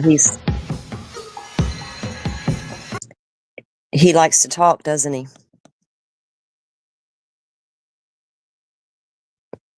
Yes, he does. Yeah. Yeah. And I agree with you in the chat about the way he sees things. None of us ever saw those girls trying to climb into the grub truck, so I don't even know where the heck he got that from. Because you can literally see them from the time they get there until the time they leave. And we see a lot of things going around and all the talking and walking around they're doing, but never once do we see them trying to being as the way he described. You know what I mean? Well, and so this is a key one to me, because if there's any kind of a sexual aspect to this at all, he said she was so drunk that she bumped into and rubbed up against him. And I absolutely did not see anything like that going on. She tried to avoid him, right? She was trying to get around him and stuff. It wasn't, so if she did stumble into him, it was a complete accident. It wasn't like, hey, let me do this. So that the guy, and this happens in a lot of different cases, you'll get that one or two people that will come out and start saying things and then backtrack, and then because people were talking about him in a way that he could have been a suspect, and Jack as well. And that's where he said he was coming out to, like, not really defend Jack, but to speak on Jack or whatever, the guy that was walking with the girls from the Grub Truck, because there was a lot of speculation about that kid, because he apparently did leave town not long after that. Like, it was like, oh, his parents flew him to Africa, or they took him away to their cabin, and then it was, oh no, he went to Africa, and I guess he's back now because we know he got arrested last week in Boise. But there's just, people like him put a lot of speculation into this kind of case when they come out and do start talking and continue to talk. And he was that person. He came out and made statements, so that kind of he caused that light to be shined on him. You know what I mean? And triggered media wanting to talk to him and social media wanting to talk to him because he came out and said things. So, there you have it. But it was interesting this morning when you saw that Grub Truck video. That's, you honed in on that guy right away. And I was like, yeah, that's interesting you did that, because he has come out and said things. So. Yeah. And he has a tendency to exaggerate. That doesn't make him in any way complicit or guilty of anything other than exaggerating his story. And I know people like that. I know harmless people who exaggerate all the time. Not saying he's harmless, not saying he's not, but well, we have to remember we are all just coming off Delphi, and just because somebody was somewhere doesn't mean they did something. Doesn't mean they didn't, but doesn't mean they did. And and if this guy was ever a suspect in any, could he have been cigarette butt guy? I don't know. Was he ever looked at by the authorities? Like, seriously looked at? I don't know. Apparently he did talk to them and tell them, I saw the girls that night at the Grub Truck. Here's what I saw. What they did with all the people who did, I don't know how many people reached out to law enforcement saying, hey, I was at the Grub Truck that night and I saw the girls. I don't know. So I don't know if he was like investigated as a suspect or just spoke to as a potential witness of seeing the girls in one of their last locations, but he felt obligated to come out and say things. And at the time when he did it, the people who were speaking out, there one in particular just kept wanting more. The more panels she could go on, the better it was. And he seemed to kind of back off from all that, especially I think when this case began to blow up and all the TikToks were coming out about it and everything, it really shined a light on him. And I guess he's like, oh no, I don't want no part of this. Kind of like Enon Harsh in the beginning. He was a neighbor who lived there. I think he lived at Queen Road apartments there, but he came out as a real sketchy dude. Like no shit. He really was sketchy, and he had all kinds of stories to tell. And I saw this, I heard that, and he knew of the girls and things of that nature. And we have gotten body cam videos of him being pulled over, over in Washington and things of that. We've all looked at that guy. In my opinion, that guy was just like an idiot out talking, trying to insert himself into a case to get some fame. Now, he was a known chef, known to handle knives, wasn't afraid to really talk about that. I think he had made a comment too about offering the girls wine one time, just all these things this guy was coming out and saying. But so of course people were attracted to that and like looking at him now, and there was another channel that's not around anymore. Unfortunately, he done some really deep dives into that guy. Not this guy we just looked at, but the Enon Harsh character I'm talking about.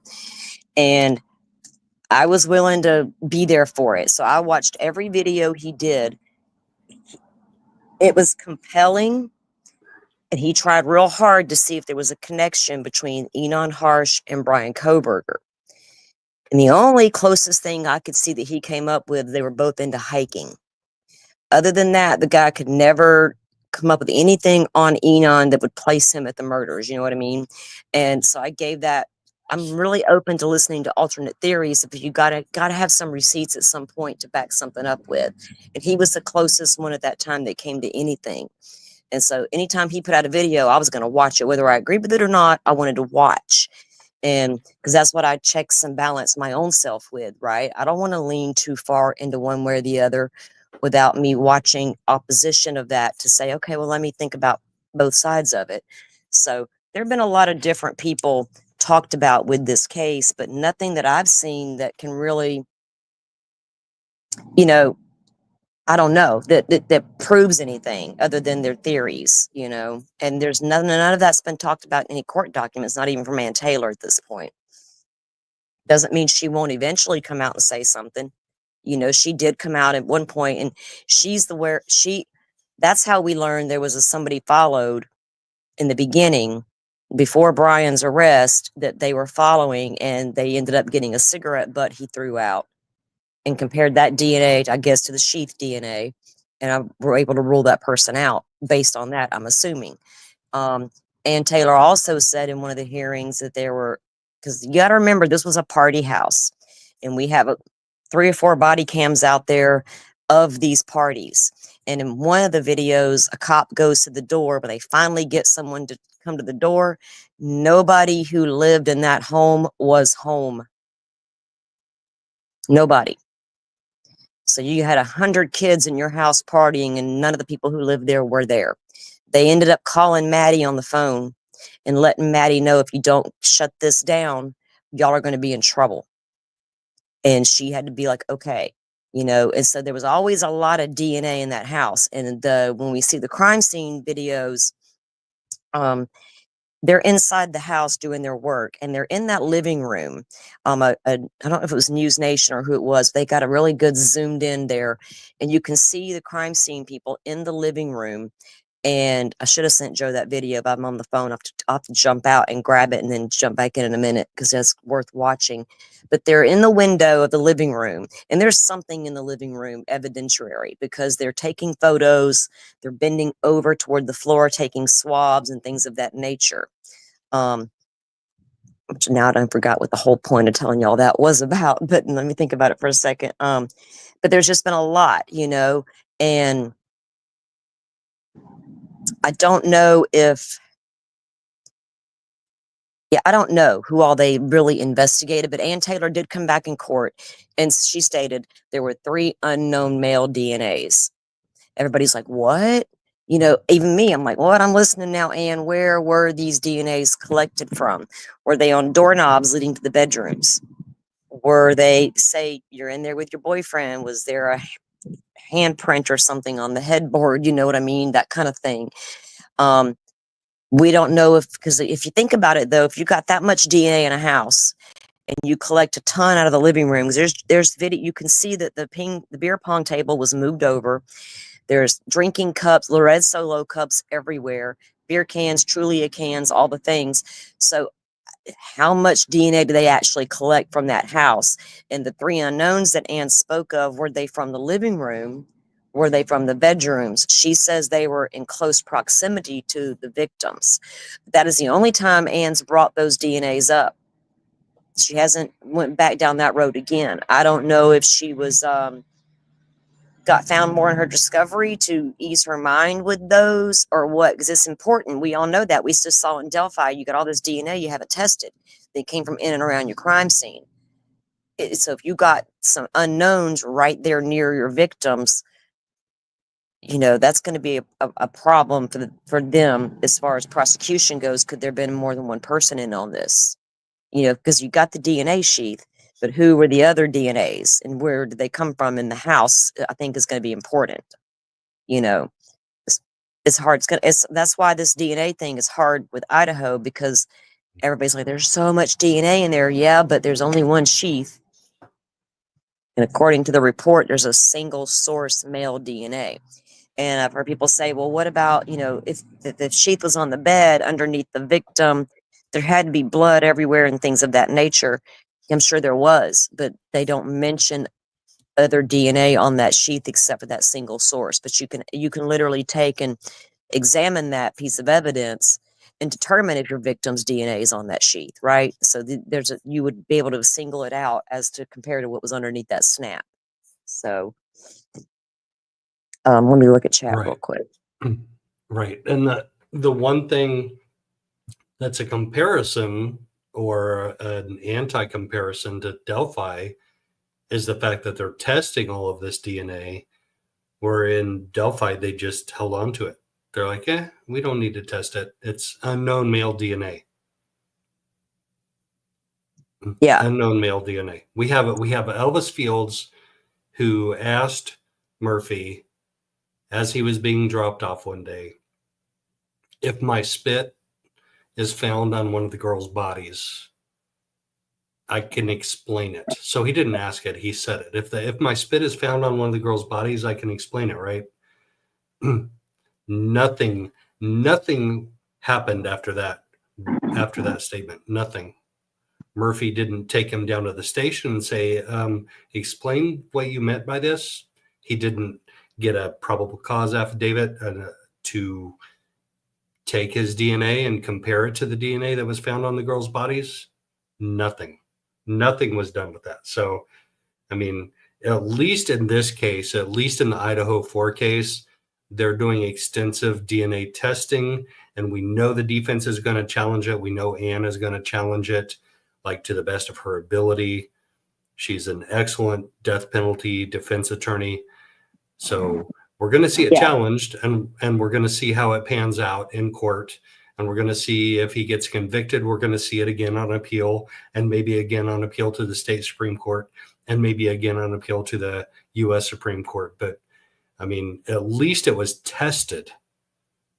Yeah, and that had to be sent to Orthram Labs, because, there's another channel out there I respect her a lot, Jules of All Trades. She and I see things very differently with Idaho 4, but we've always been able to have good conversations about it and things of that nature. And, she even made a video the other day, and in the beginning, everybody has speculations about that lab, Orthram Lab.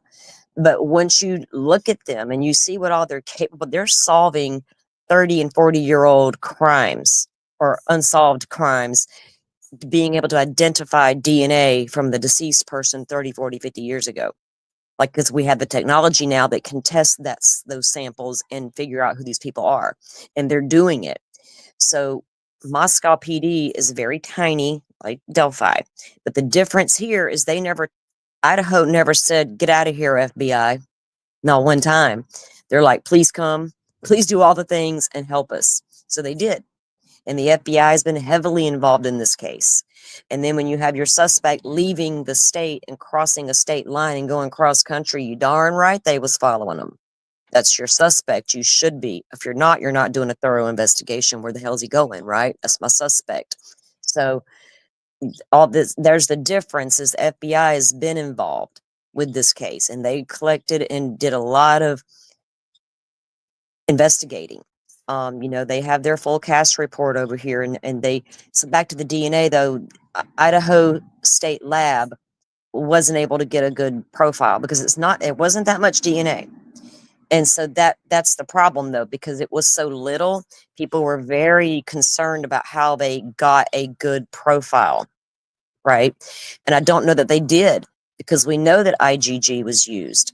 And if you did so when they ran what they had, when they developed the profile, whoever that DNA belonged to was not in CODIS. So wasn't an already known criminal in the database. You know what I mean? So it had to be somebody that was never in the database, ever been arrested, or, you know, their DNA taken and uploaded to CODIS. But Ortham is the one that had to build that DNA profile. And they're a very good lab, and they're very good at what they do. So I can't sit here and say, oh, that's junk science. They don't know what they're talking about, because they do, you know. And I heard people, you know, they want to discount the FBI in Idaho, but that's the same people who were wondering where the FBI was in Delphi. So it's like, do we just pick and choose when we want them around, or no? It's hard, you know. Well, the FBI is like FEMA, and the local and state agencies do have to invite them in for them to come in. Yes. And you can kick them out. Like we seen that in Delphi. Well, come on in, FBI. Oh, no, we don't like what you're saying. Goodbye. But that never happened in Idaho. They came, they stayed. And in fact, a few hearings back, that's one of Ann Taylor's biggest discovery motions problems, was not getting everything she wanted from the FBI. But she knew as an attorney, it was going to play hell getting that from the FBI, but she had to push it in court. And Judge John told her, he's like, if you can get the subpoenas, I'll sign them today. And she'd already done her TUI report and everything, because you have to go through that process to get to the FBI. And then she was able to obtain 2 subpoenas for the FBI. The thing about the FBI is they don't have to honor those subpoenas the way civilians do. So I don't know if they ever gave her what she was asking for. She hasn't brought those particular things up again. So I don't know if she ended up getting what she was asking for, because she was wanting more than just their cast viz report. She also wanted, you know, like emails between agents and detectives, and the notes she took, like the Dan Doolin in Delphi. She would have wanted those damn notes you used to prepare your actual statement. You know, and over here in Delphi, we don't have them. We don't have this. We don't have that. Well, Ann Taylor would have tore that stuff apart like nobody's business, because she started early on in this case wanting training records of individual officers that were there on scene collecting evidence. I understand that.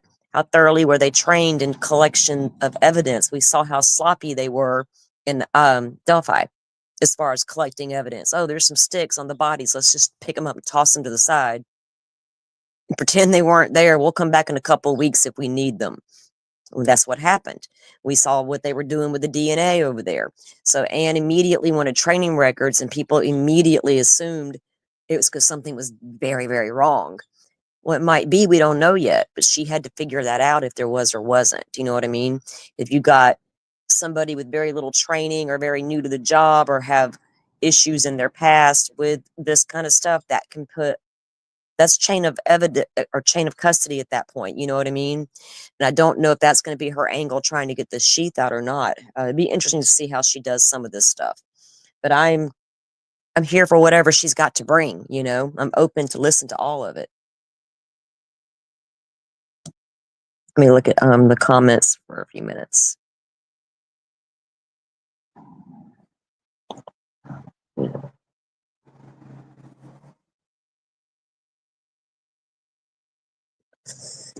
Yes, all the documents in Idaho are sealed. They do put out, we went over 13 motions the other night before last, and on my channel.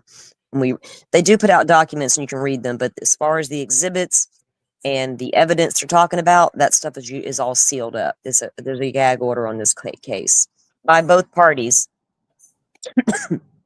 Both parties wanted the gag order, not just the prosecution. And that's one of the things the judge had a problem with Ann Taylor about.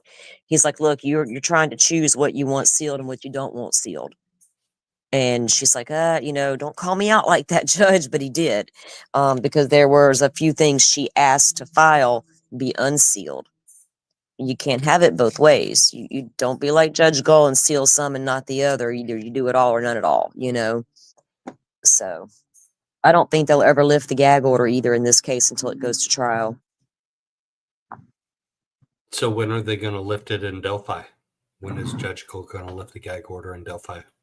Allegedly after sentencing. We'll see. Allegedly.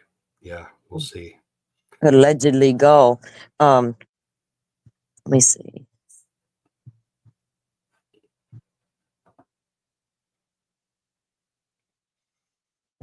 I was just checking on the comments here. Yep. Do we want to look at any more documents? We can look at more documents. We can look at We- that affidavit from Payne. Yeah. Yeah, we can start there. If you guys have any questions along the way, let us know. I will double check the Discord and make sure there wasn't anything else we wanted to show that they didn't see yet. Because we went over the walk from, what did you tell Matt? What did you tell Adam? We saw that, and we're seeing the Grub Truck there. And then we saw Vito's stuff. Go ahead, We Joe. have What were you Linda saying? Lane. We have Linda Lane camera footage. Yeah. that we can watch. So this Linda Lane footage starts at 4 a.m. We have it. It's out there from like 1 or 1:30 in the morning all the way to like 5:30. But I think the car enters back there first around the 3:30 something mark. But start at the one I sent you starts at 4 a.m. because that's the one that's most important. This is leaked footage, guys. The person that this sits right behind the Queen Road Apartments and looks down over a parking lot to the right of the apartment. So you have to come past the King Road house, past the Queen Road Apartments to get to where you're going to be looking at. And so this footage was leaked last year, beginning of the year, end of the year, I can't remember now. And allegedly, from what we understand, it was sold to a woman who leaked it, or gave it to someone who leaked it. And it was sold to her from the landlord of this complex right here, this little apartment building. But this is the Linda Lane footage. And this has to be what the PCA used because it literally matches what the PCA says about the sedan coming into the neighborhood that 1112 can see. The other house we were showing you a few minutes ago that faces the stop sign. So we can see the car coming in right there. Come down, it'll come past all the apartments, and this camera picks it up behind those apartments, and it does exactly what the PCA says. So you can go ahead and start it.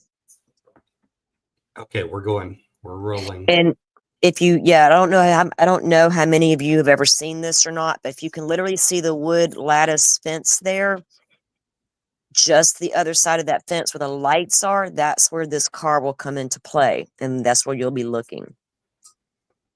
So this is 4:04 a.m. So at what time do we supposedly see this? I think the first time we see it's going to be 4:05 or right after the 4:04 mark, because the car enters the neighborhood. The DoorDash comes in at 4 a.m. and the PCA also says this sedan comes in right around the same time. Like they literally, I think they almost have to pass each other. And I wondered at one point when this car came to the back here, because I don't know who's in that car. I'm going to call it suspect vehicle 1, the way the PCA does. Did this suspect car see that DoorDash car and it startled them? Did you see those headlights? We just saw headlights.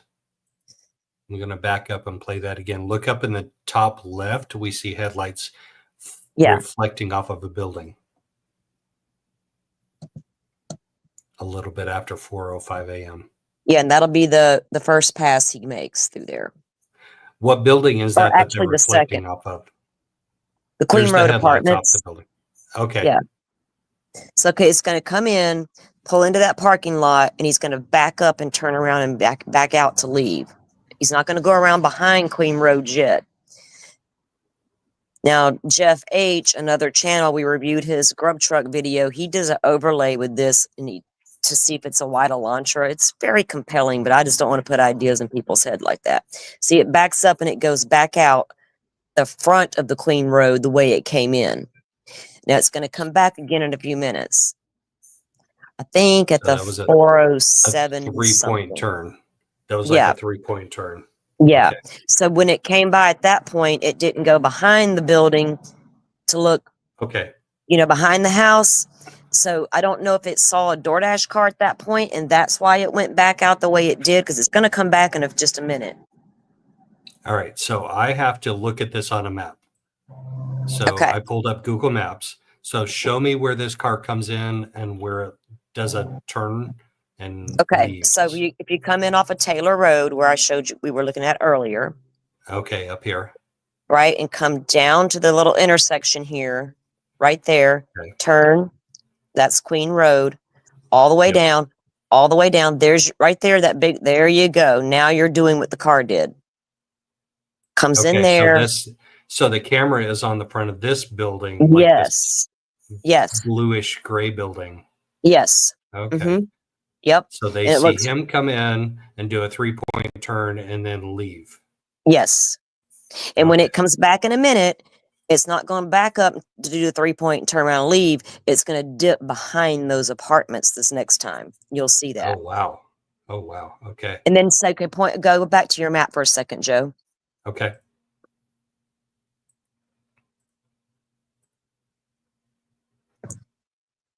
Now see where that blue car is sitting, you noticed earlier this morning when you and I were chatting? Right here That's behind allegedly right. So when we see the car come back at 4:08 in just a minute and come down around behind those buildings, it's alleged it parked right there in that same area because you can see the house.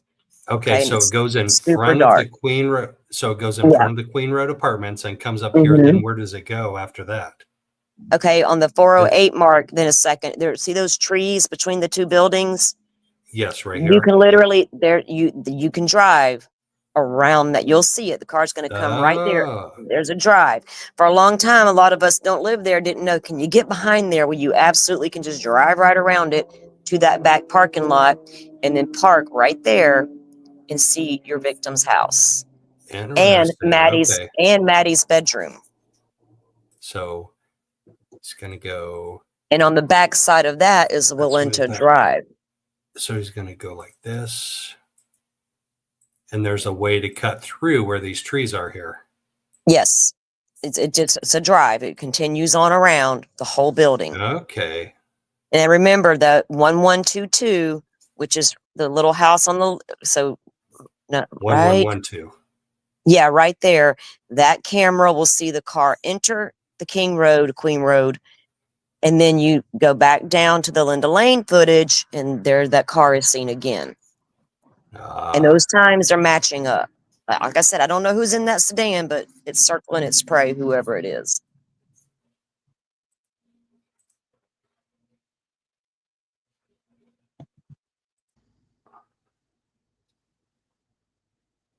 So we saw that first footage. No, let's expand that.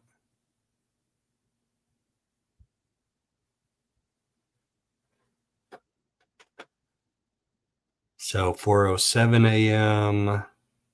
Yeah, he'll come back there in a few minutes because I was literally watching this with a friend of I mine see one headlights day. right there. Right there. Yeah, Here we go. there they come. And if you'll watch, it'll dip down behind the building this time. See? Now watch those lights on the back of that car. To me, right there, it appeared they just went out. Like they didn't pull over and park and turn the car off. They just killed the headlights. That's what it appears to me. If you just Boom. watch the building and the reflection as it goes on around. This is right after he turns off to the right around Yeah. that building.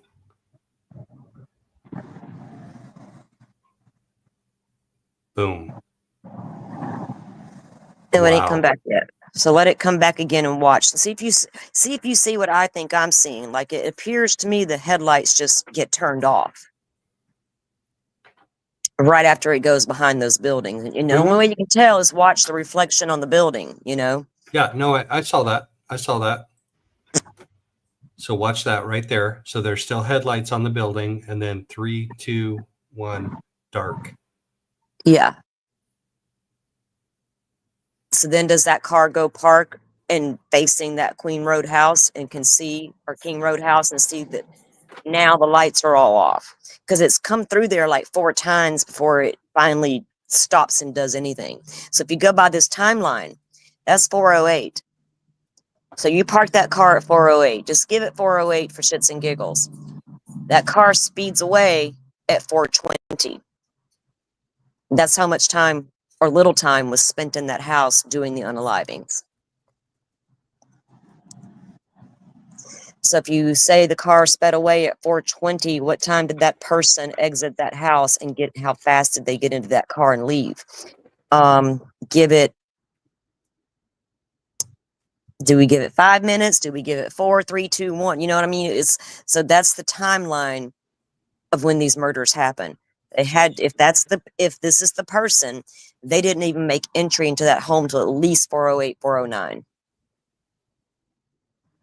And so whatever happened in that house happened pretty quickly. Boom, boom, boom, boom, boom. Or 3 casualties for being at the wrong place at the wrong time and being awake. Was one a target, and that was the only intentional target, and the other 3 were collateral damage trying to get out? I don't know. Is that enough time to unalive 4 people quickly? I mean, when things are going and happening super fast.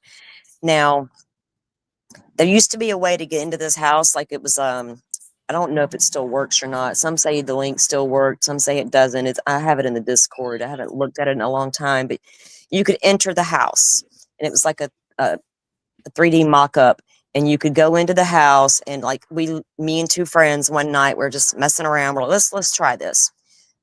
So we know at 412, according to the PCA, Xana is on her TikTok account.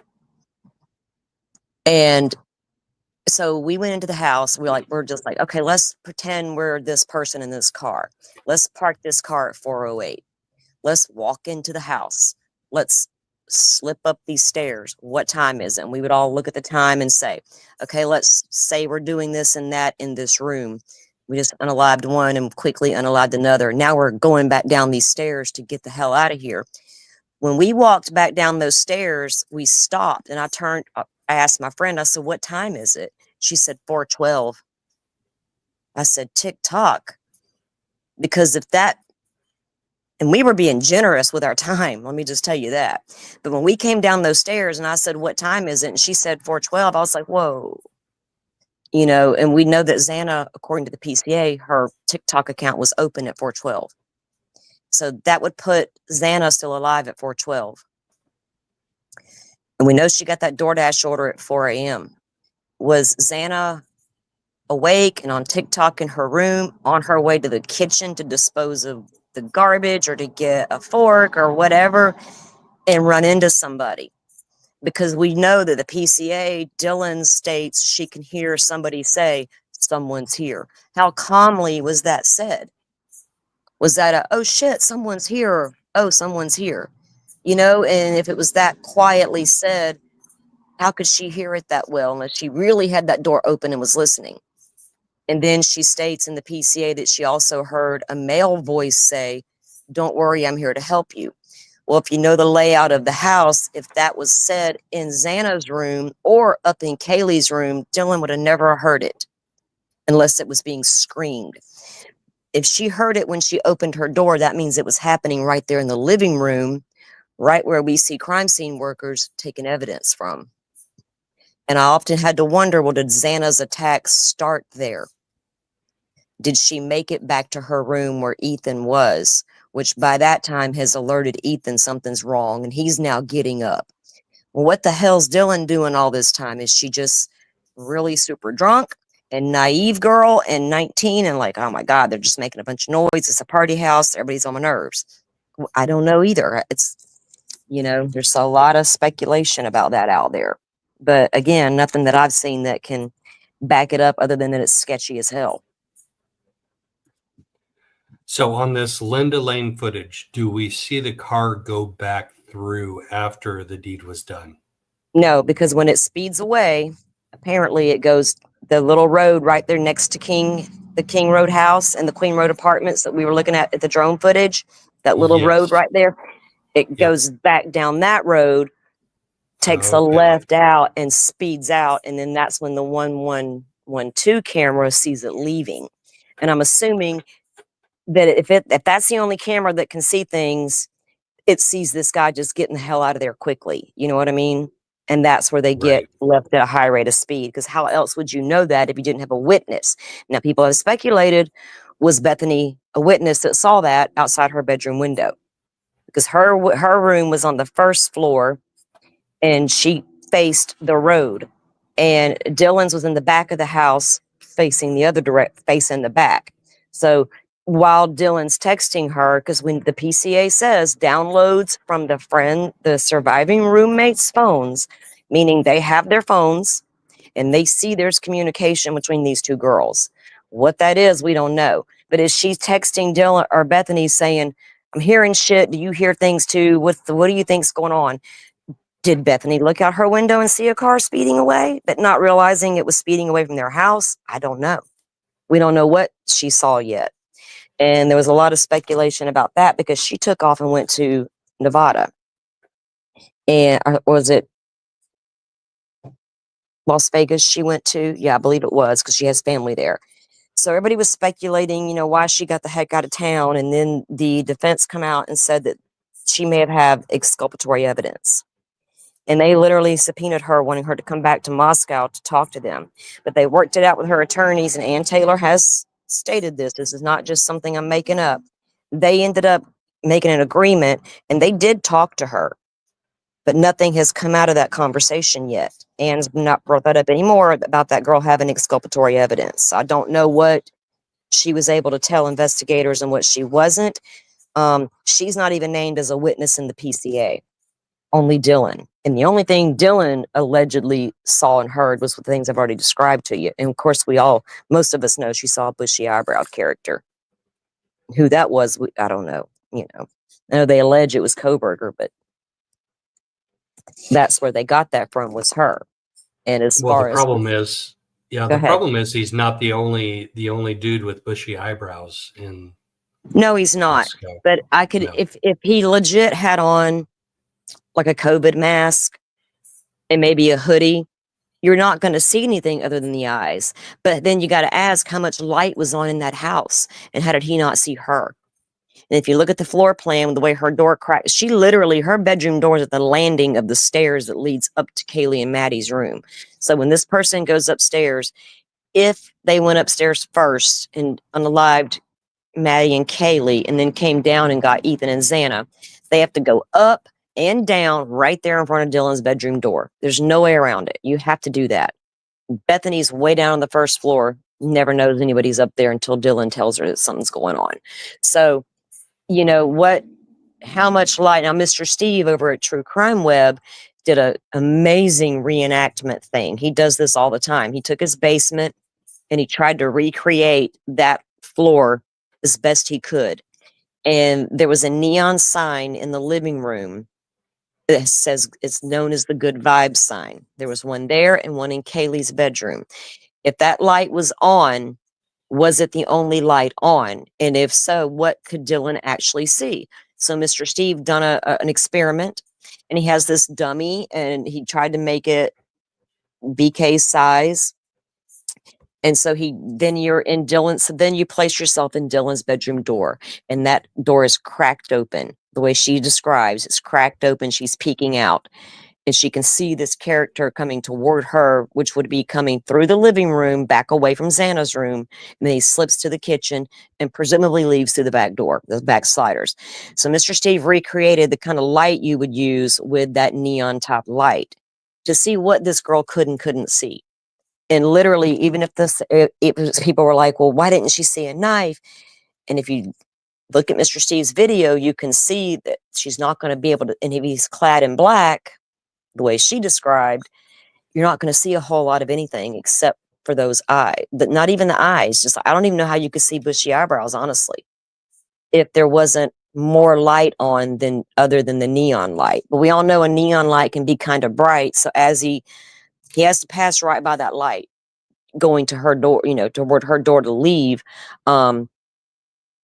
How much could she actually see versus what she couldn't see? That's a hard one to figure out. Right. Well, another one that's hard for me to figure out is if one of those girls was the target and three of the others were collateral damage that he did away with, that he unalived because they happened to see him, catch him, or he saw them, or whatever it was. If one was the target and he did the other three as collateral damage, why wasn't she also collateral damage? Because if she could see him, he could see her. I'm sorry, but he could see the open door. That's you don't. Think about it this way though. If you went in there and and this is taking BK, I don't know who that person is in that house. If you went up there and thought you were just going to go after one person, Maddie, because everybody, just from the way the crime scene has been described to us and the steps that were taken throughout, it appears Maddie was the first one. So if that's true, and that was your one and only target, and you went in there to do that, and then Kaylee just, that messed up the whole thing. And then it got really real fast. You run downstairs to really get out of there, and boom, there's Xana. Things are happening real quick. By the time he's trying to head out of there, is he even paying attention to that door? I would. Like, did it?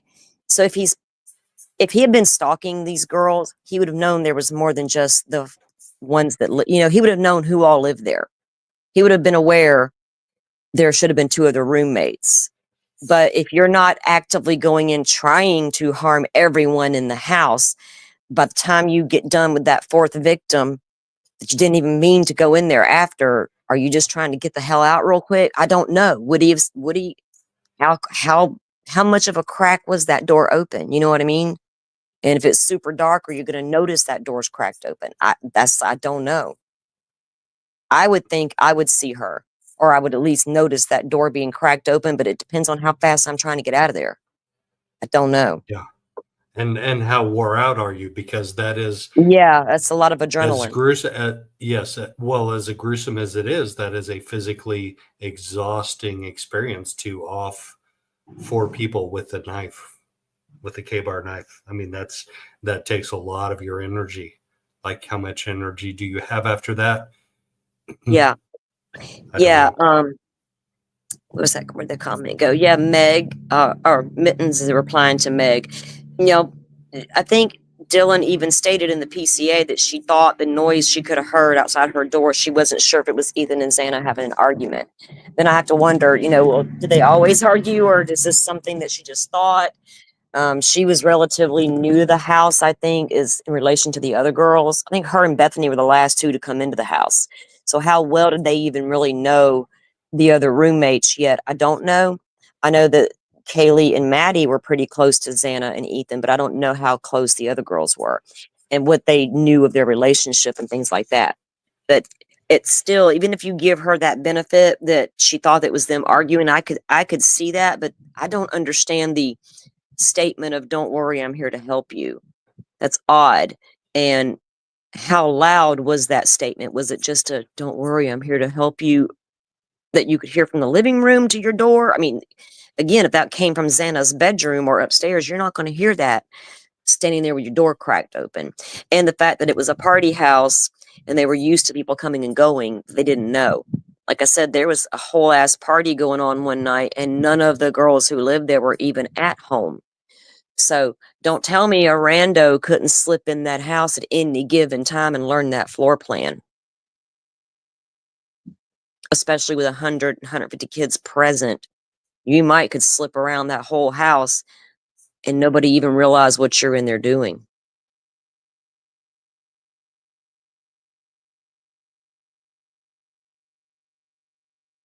Yeah, I think the thing that most people have the problem with was that she just went back to bed after bushy eyebrows, stranger in the house, stranger danger. You hear weird sounds going on, and you just go back to bed and don't call 911 for hours. I think that is the thing that most people in Joe Schmo land have a problem with. Like, just on the outside looking in, why would you not? Why do you just go back to bed? Yeah, it's never made sense. I can't make sense. I mean, I've tried to see from both ways. I've tried to give her the benefit of the doubt. Okay, 19-year-old, young, drunk, naive, whatever. But man, let me tell you what, if it's nothing else, it's worth a conversation with your children. Because believe me, I went right to at the time, I think he was like 15, 16. He's going to be 18 soon. But I'm like, look, if things ever go down and you hear crazy noises, you need to be checking things out or calling 911. Don't just turn a blind eye and go on to bed. It's time to have a talk. Don't be so naive in the world. But I don't know. It's never made sense, and there's, but it wasn't her DNA on the sheath. Right. Exactly. So I have to take it like that. At some point, I really have been down every rabbit hole imaginable with this case, and I had to come up for air. And boy, did I have to come up for air good, because there's so many to go down. And this one was a legit one, because what she'd said and did that night didn't make any sense to any of us. You know, we try to put ourselves in her shoes. We're like, oh, hell no, we're calling 911. We're calling our daddy. We're calling our brother, our uncle, the next door neighbor right then, not the next morning. Something weird's going on, you know? So when Dylan and Bethany were texting back and forth, I can't recall because I haven't read the PCA in so long, but I think they've tried to place a call to one of the roommates' phones and didn't get an answer. That would have been a red flag to me.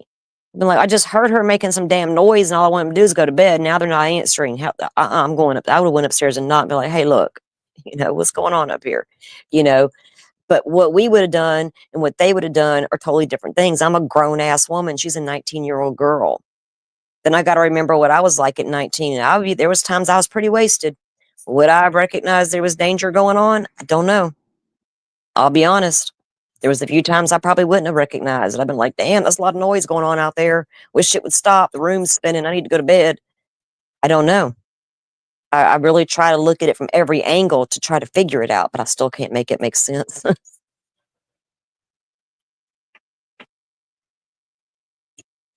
So what do we think was going on at 4 o'clock in the morning when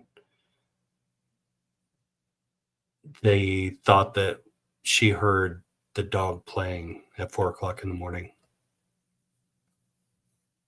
Well, was that really the dog how playing, or accurate was were that her time? Right.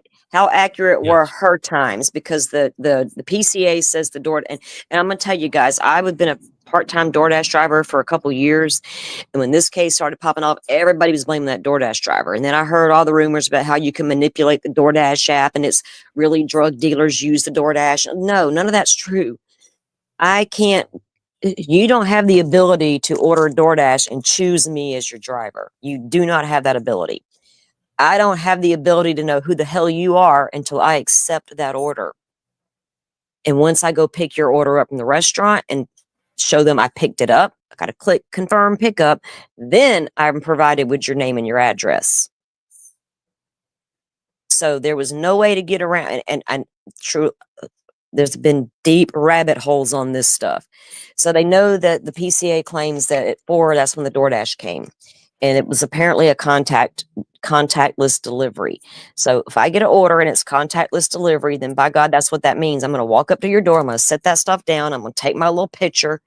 It'll upload to the DoorDash app, which then sends it to you. And I'm going to get my car and I'm leaving. Yeah, I've done my part. So, if that happens at 4, we see the car go behind the building at 4:08, meaning that car, whoever's in that car, doesn't get in that house till 4:09. So was it 4 a.m. when she heard noises, or was it 4:09, 4:10? I don't really know.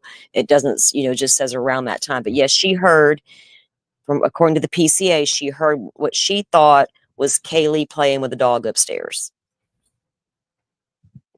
Now, Murphy was still a puppy and not like a full-grown watchdog.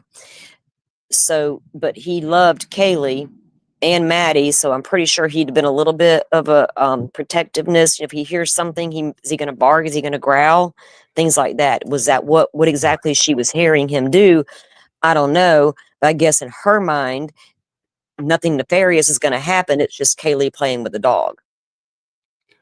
But it was a golden doodle, right? Isn't that what you told me? Yes. It was a golden doodle. Yes, golden doodles are a little bit flaky is not the right word, but they're skittish around strangers. Let's just say that. They're skittish around strangers. So I guarantee you, if it was some kind of barking or whatever, but so they're skittish around strangers, but they're also playful. And I'm learning a lot about them since my dad got a new one. But their bark, between them being scared of a stranger and them being playful, is actually very similar. It's very similar. So anybody else in the house would not have known the difference. Right. Exactly. Because, it's been, according to the PCA, I don't think the authorities know if Kaylee was asleep in that bedroom with Maddie or not. That's just where she was found. So how do they know where she slept that night? And I'll say that to say this. Say Kaylee did go to her room that night because her dog was found in her bedroom. Murphy's going to be wherever Kaylee's at.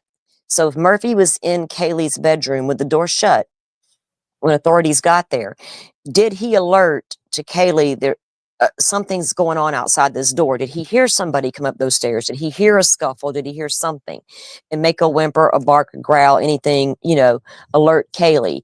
Did she then get up to go investigate what the hell Murphy's after and leave him in the room, which most would have took their dog with them, but who knows what she's thinking? Did she get up and go out of her room into Maddie's room and walk in on what was happening in there?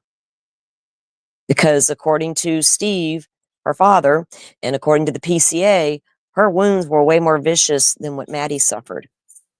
Kind of like our girls over in Delphi. One was way worse than the other. Why? So if Kaylee was already in the room asleep on the bed with Maddie, yeah, that's fine too, but she woke up. But when you walk in that room to unalive your victim and you're like, oh shit, there's two of them in here instead of one, do you slip back out? Or do you go ahead and go through with it with a whole other person laying there asleep that could wake up any second? Do you think you're going to be quick enough to get this one then get that one? I don't know. In my mind, because the dog was in her room, maybe she was in her room the whole time and got up and walked to Maddie's room because the dog alerted her to something. And that's when Dylan heard the dog. I don't know. I tried to piece that together. What was this dog doing? What does she mean she heard the dog? What did Kaylee do when she heard the dog? Is that when Kaylee got up and went to Maddie's room? Or was she drunk and left the dog in her room, went back over to Maddie's room, let's continue to try to get a hold of Jack, and then she's just like, fuck it, and passed out on the bed? That could have been the case. But if you walk in that room to unalive somebody, are you going to be startled? There's two people there now instead of one. What are you going to do? It's hard to say. I'm not a killer, so I don't know. It depends on how overwhelming your urge was to do what you already came there to do. You know what I mean? And this is again stating I don't know who the killer is, but if you look at past like serial type killers, once that urge is there, nothing is going to stop it. They have to go through with it. So I don't know if it was the case, I'm already here, I'm gonna go ahead and do this, or did he really get startled by her? I don't know. But things had to happen super fast in that house though, given the time span of when that car got there and when that car allegedly leaves. Like we're talking minutes, 10, not even 15 minutes worth of time in that house. I think down to the minute, I think it's more like 12, Some had it at 9 minutes still. There's not a lot of time for everything to go down. Not like it's going to be a casual walk through and do. I think stuff started happening pretty quick. And I don't know if there was a couple of them that were just casualties because they were there and happened to be awake still. I don't know. What do you guys think? What do you think?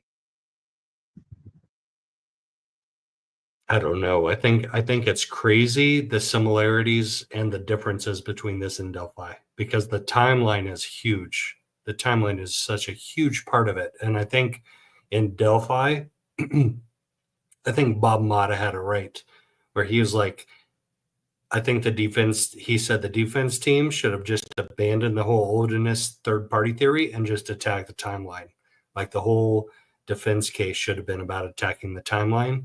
And I think that's how Ann Taylor may attack this, is with the timeline. Like, oh yeah, that's it.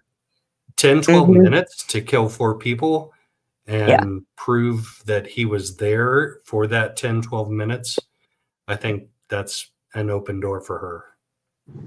Yeah, because you got 12 minutes between that 408 mark when that car goes behind that building and then it leaves at 420 at a high rate of speed.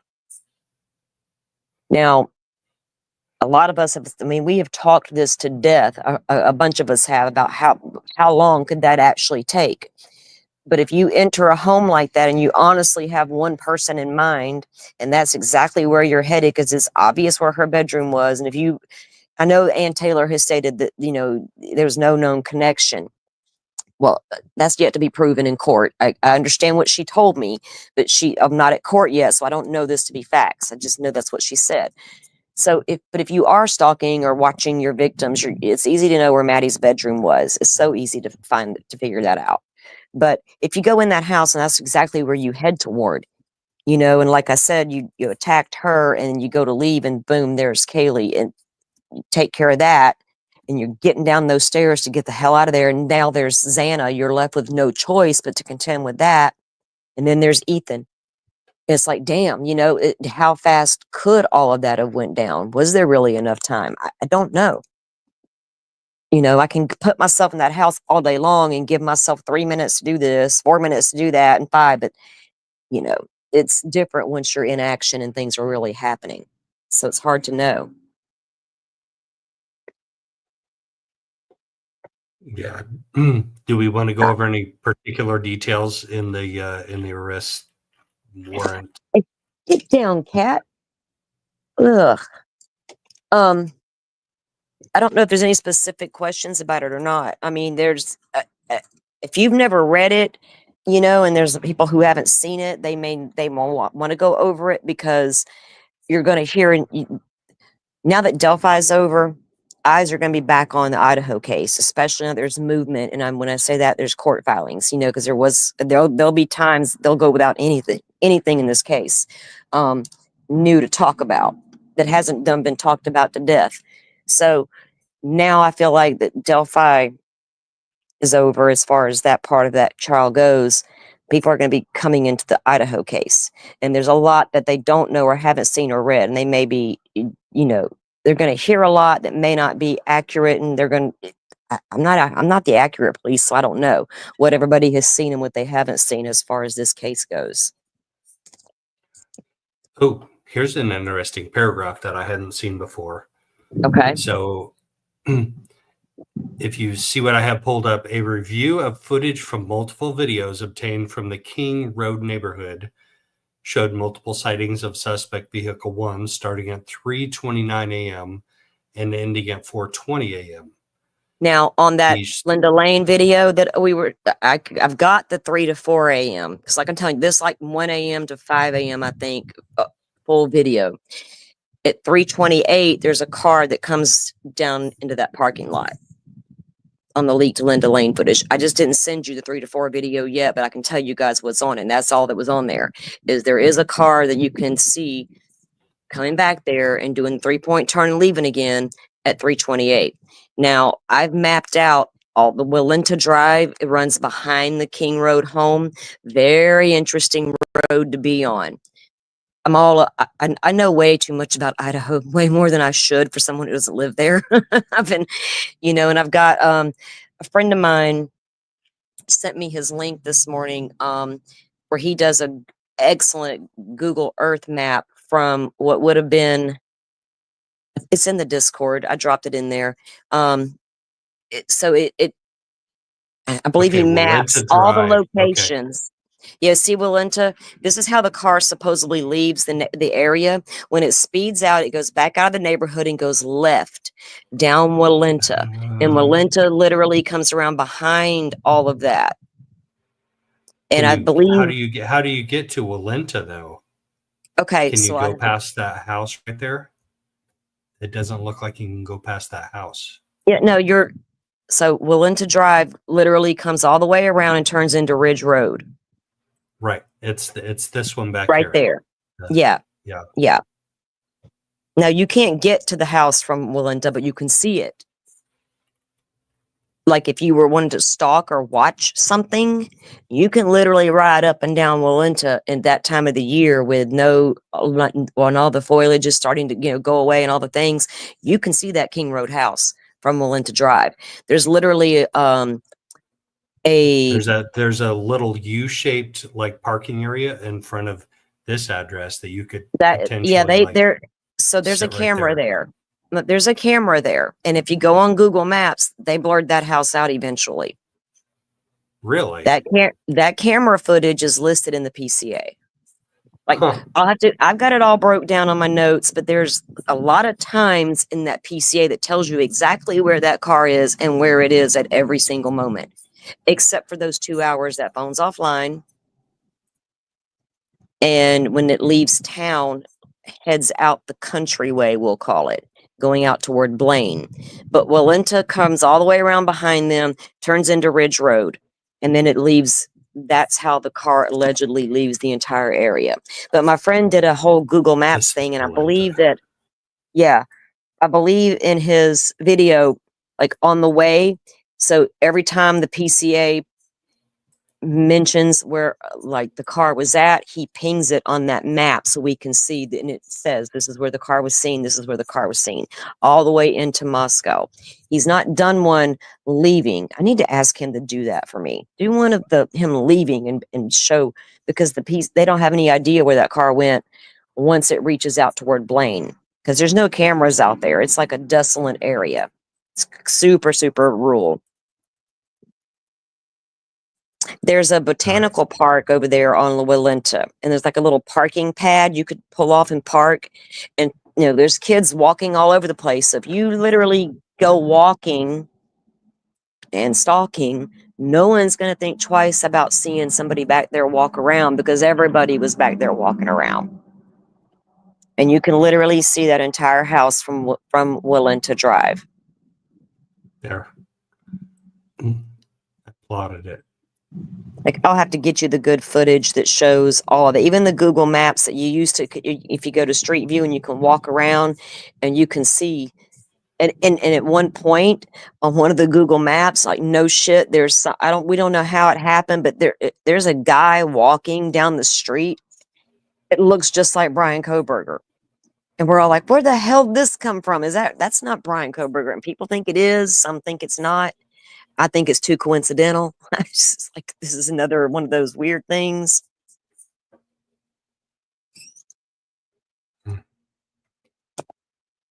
Interesting. But if you look in the Discord, the laptop died. There's a link to my friend, the architect. I dropped his Twitter link in there as well.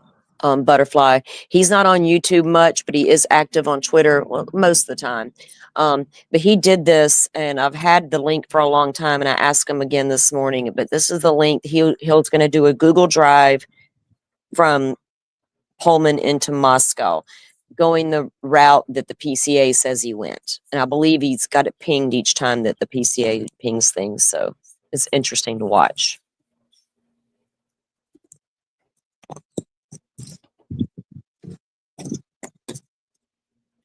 Where did you put that?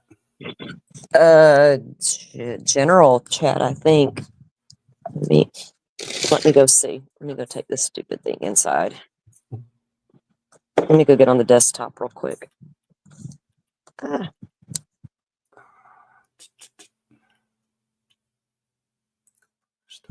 If it's not in general chat, check that live hearings chat. I don't know which one I'm in half the time. Okay. Me too.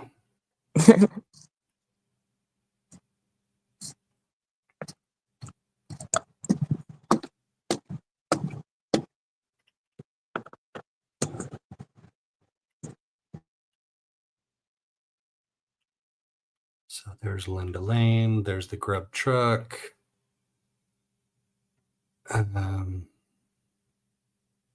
There's the appearance by Kohberger in court.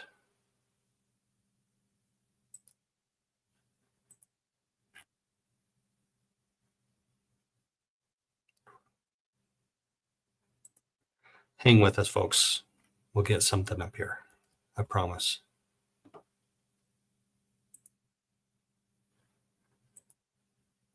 All right.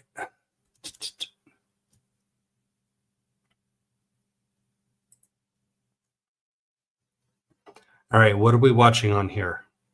Okay. This is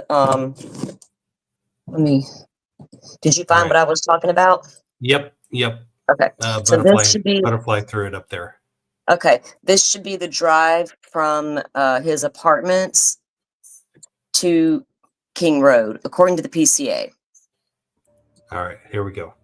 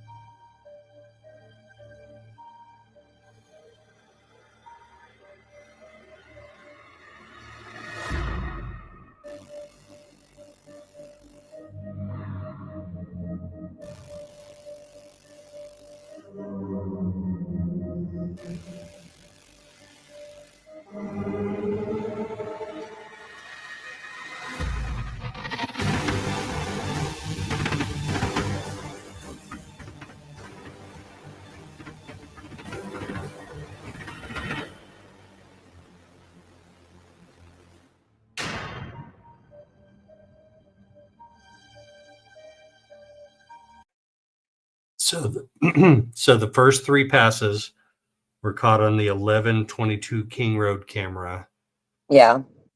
beginning at 3:29 a.m. Yes. Okay.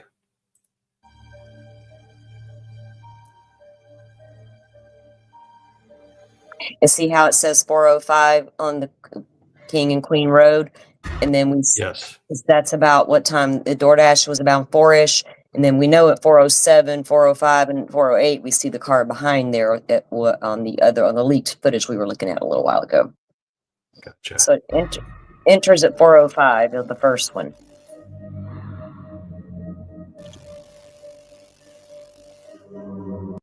So we have him on camera at 4:20 a.m. on Walenta? Yep. Really? There's several cameras back there on Walenta. And at one point, Ann Taylor even states that there's a camera that sees the car going the wrong direction. But what she didn't know that we all knew was Walenta turns into Ridge Road. So which direction? She never specified which direction.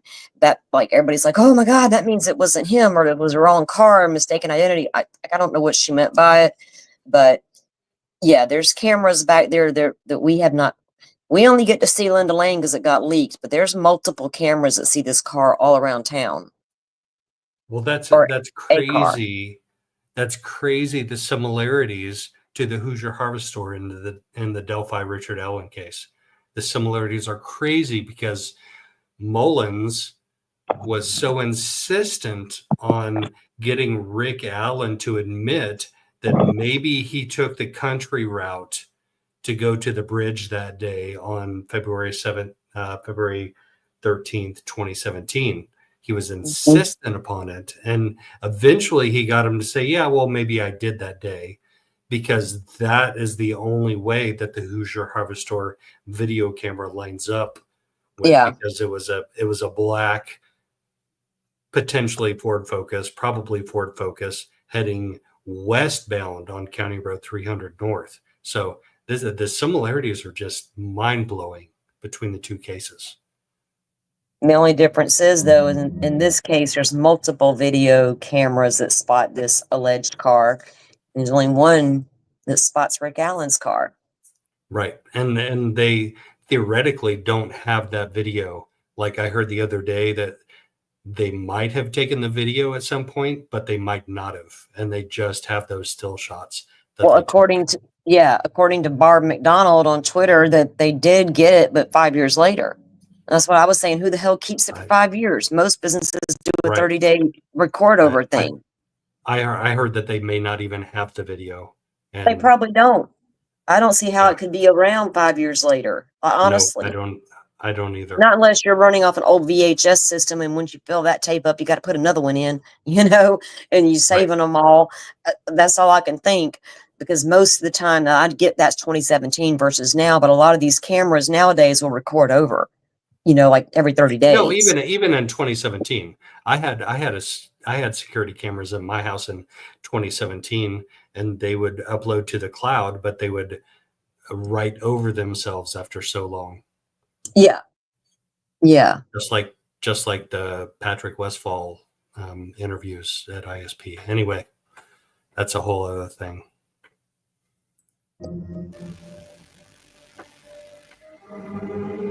Was that Brad Holder? Whoever it was. They get overridden.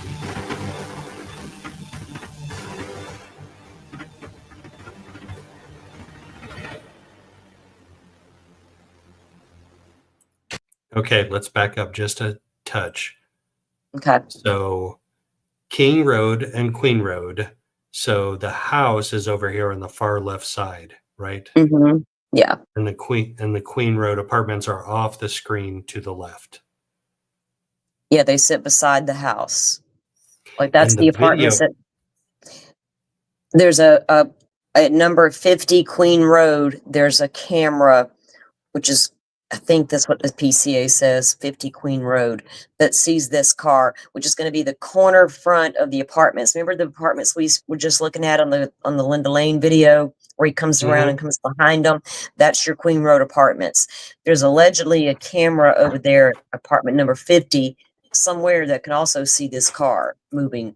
But it's going to have to it'll line up with what Linda Lane and all said. But we have, like I said, we haven't seen all of that stuff because it's all hasn't been leaked. But yeah.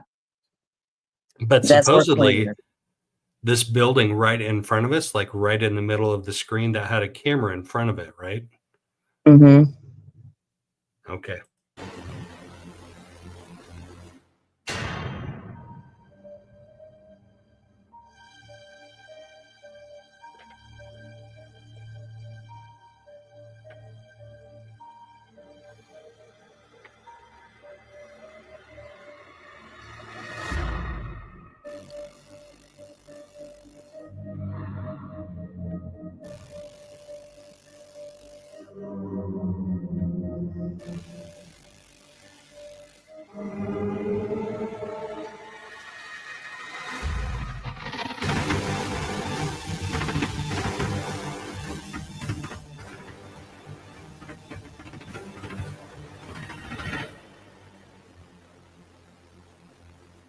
So this is the back road from Moscow to Pullman. Yeah, I forgot he had this part in there. So we're kind of heading south now. Yeah, toward Blaine. And Blaine is where the phone comes back online, if I'm not mistaken. Or in the Interesting. Okay. because there is like super rural out this way. Yes. Kind of like rural Carroll County, Indiana. Oh, it very much so.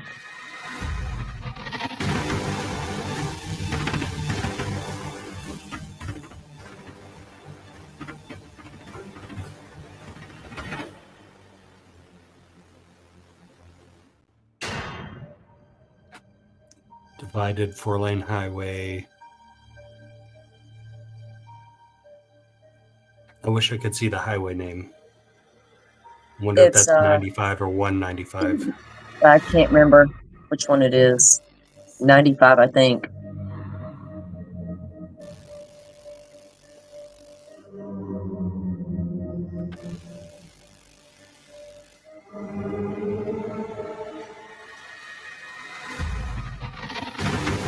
There's lots of places that dump off some murder clothes, though. Oh, there's culverts that a friend of mine, Danger was in our chat the other night on my channel. He and I have deep dove this entire area. We could tell you all the places you could have done away with your things at. Lots of places to do. We have pinpointed the culverts, everything you could think of. We've tried to find it. Yeah. There's a little pond off to your right. We could dump it there. Yeah, there's a Johnson Bar campground down here you could pull off into and do away with things with burn pits on the campsites, little river that runs through it. On the way back to Pullman, you're going to pass the Snake River. There's a lot of places. I think we're going back north now. I believe, Yeah. towards Pullman. So is this a camera shot or is this his phone pings somewhere near Genesee? His phone pings, I think, back there near Genesee. Yeah, I think the camera shots were yellow colored place marks and that was blue. So I think that's cell Yeah. phone. It's odd for your phone to go offline for 2 hours and then suddenly comes back on in a rural area. Yeah. Well, it's odd for your phone to go off for like 10 hours and then come back on. True that. In the shoe of your murdered best friend. Yeah. In the banks of the Deer Creek. Yep. This is so true.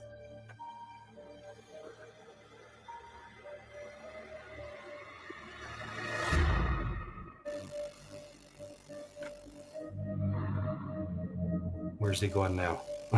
Come on, buddy. Get us there. Yeah, Get us no. there. It's like we're on the edge of our seat. Let's go. I think we're stuck. They were probably looking for Wawa Wee Park, going, where the hell is that park?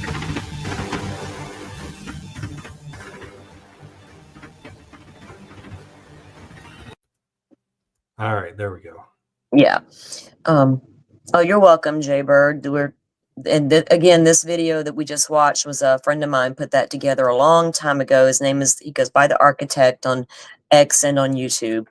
I'm trying to get him around to coming on to a live and having a chat with us. He and I are funny because we can play prosecution and defense. Like he can be the defense and the prosecution, and we'll go at it sometimes, have a big old debate. It's fun.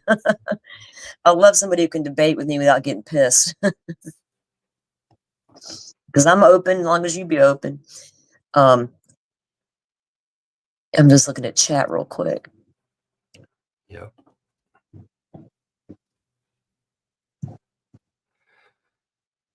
All right. Do you want to wrap it up for this episode and then maybe hit it again?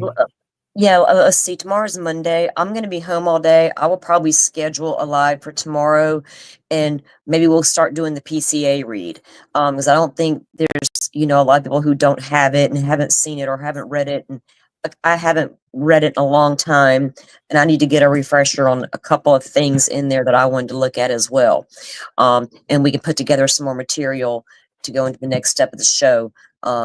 Just trying to get everybody back familiar with what happened that night, where the girls were. I think people appreciate it, and I hope they do anyway. That's the intent, is to not, bring speculation, but to bring, this is what happened, here the girls are, and here's their movements. And when we start getting into the PCA, we can get into the timeline a little better, as far as what was going on in the house, because those phone calls between the girls and Jack end. We will see when the text between the two surviving roommates end. All of that's going to be important as far as building our timeline. So I think it's important to go over those key factors as well.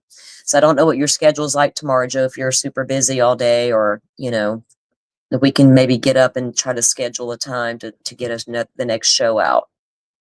All right, sounds good to me. All right, guys, if you have any questions about the case or anything you want to ask us about or to present, leave me a message over there on on my channel. Tag me over there and ask questions, and then so we can bring what you want to see. If there's things you do have questions about, legit, you don't, or confused about or concerned about.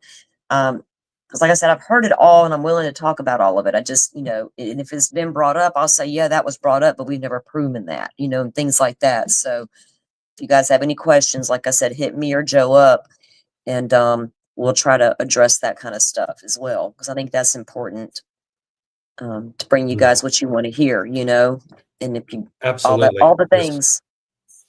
Absolutely. Salty, thank you so much for bringing us up to speed on this. Oh, you're welcome.